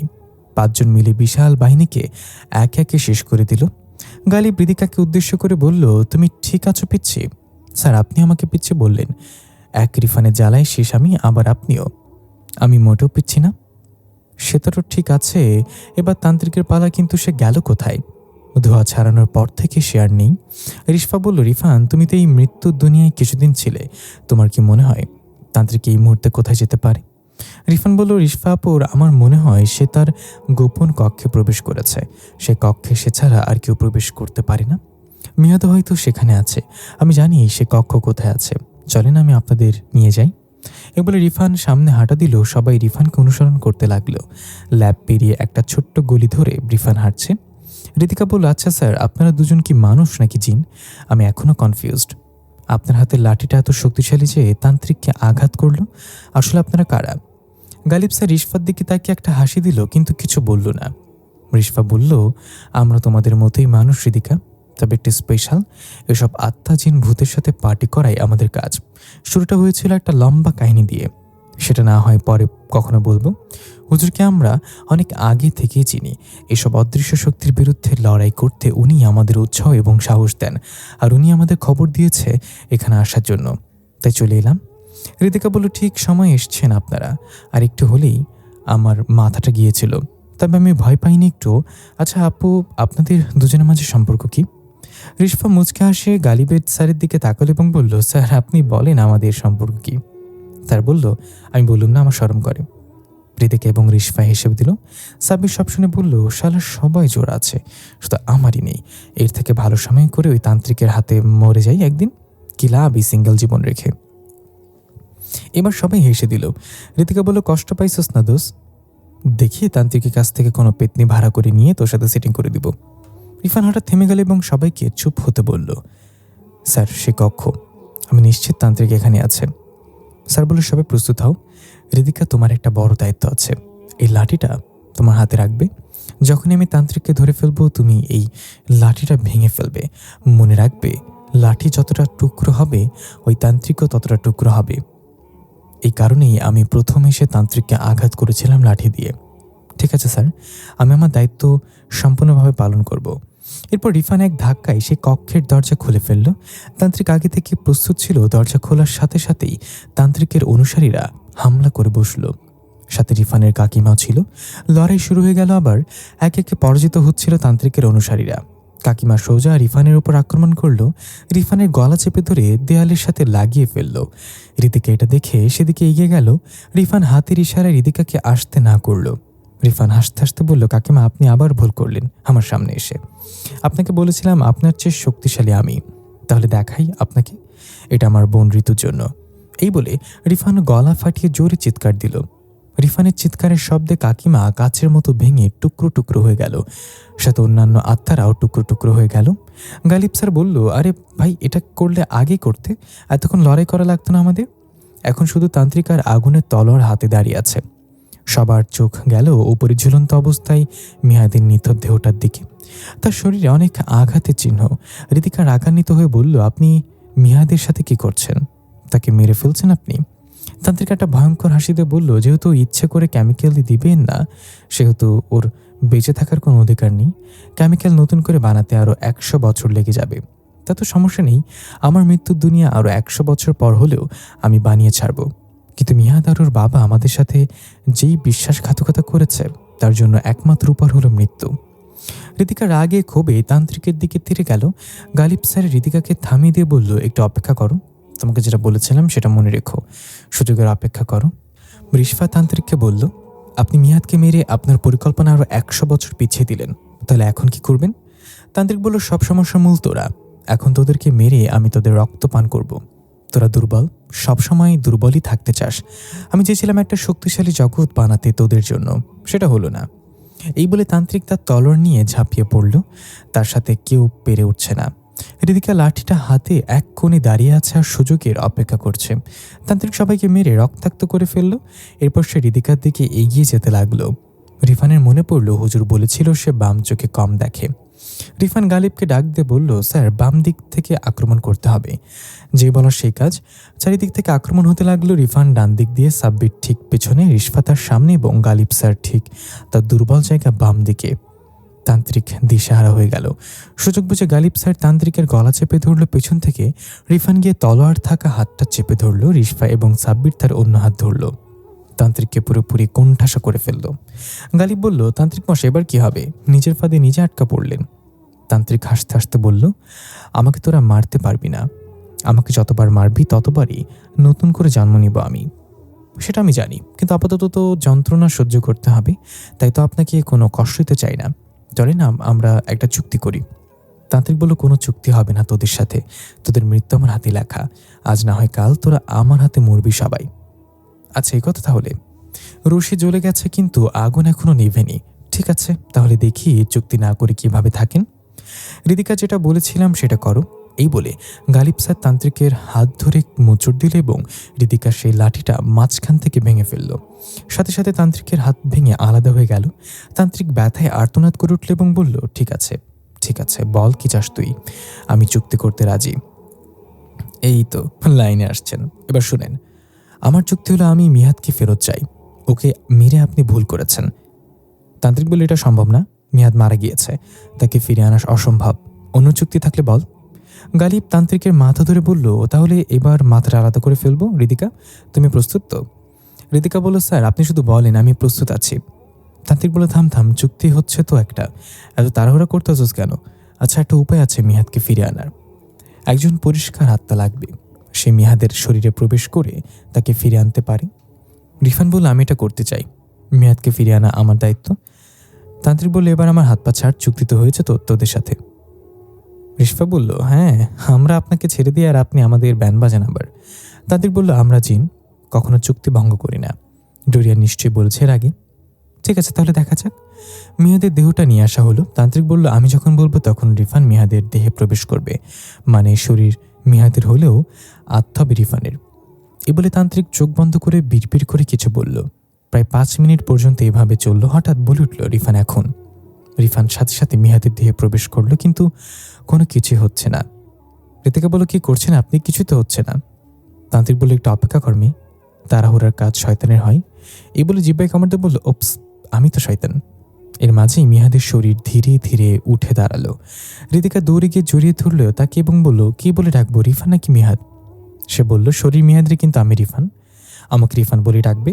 আমি নতুন করে জীবন পেলাম আজ। তান্ত্রিক বলল, তাহলে আমার কাজ শেষ, আমাকে যেতে দে এবার।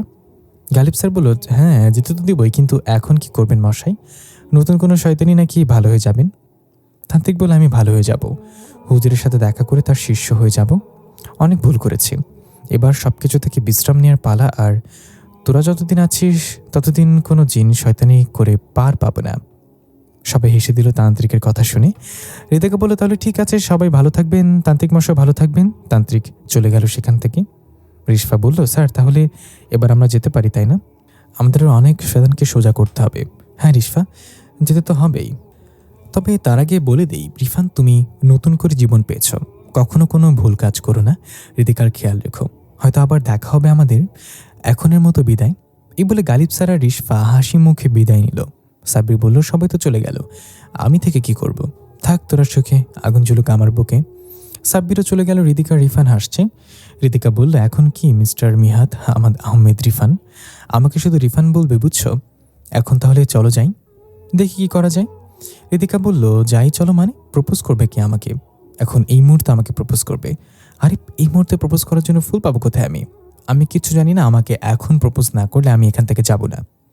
এই বলে রিতিকা বসে পড়ল গাল ফুলিয়ে। কি বিপদ! আচ্ছা করছি, দাঁড়াও। রিফান দেখলো পাশে একটা কাগজের টুকরো পড়ে আছে। কাগজটা উঠিয়ে মুড়িয়ে খুব সুন্দর করে একটা ফুল তৈরি করলো রিফান। এরপর রিতিকার সামনে গিয়ে দাঁড়িয়ে বলল, ওটা পাগলি। রিতিকা উঠে দাঁড়ালো। রিফান হাঁটু গেড়ে বসে কাগজের ফুলটা এগিয়ে দিয়ে বলল, তুমি কি আমার বুড়ো বয়সে পান খাওয়ার সঙ্গে হবে রিতিকা? রিতিকার সাথে সাথে ফুলটা নিয়ে বলল, আমি হব। এই বলে রিফানকে জড়িয়ে ধরল। রিফানও পরম যত্নে রিতিকাকে জড়িয়ে নিল। প্রিয় লিসেনার, আজকের গল্পটি এই পর্যন্ত। কেমন লাগলো অবশ্যই আমাদেরকে কমেন্ট করে জানাবেন। ধন্যবাদ সবাইকে।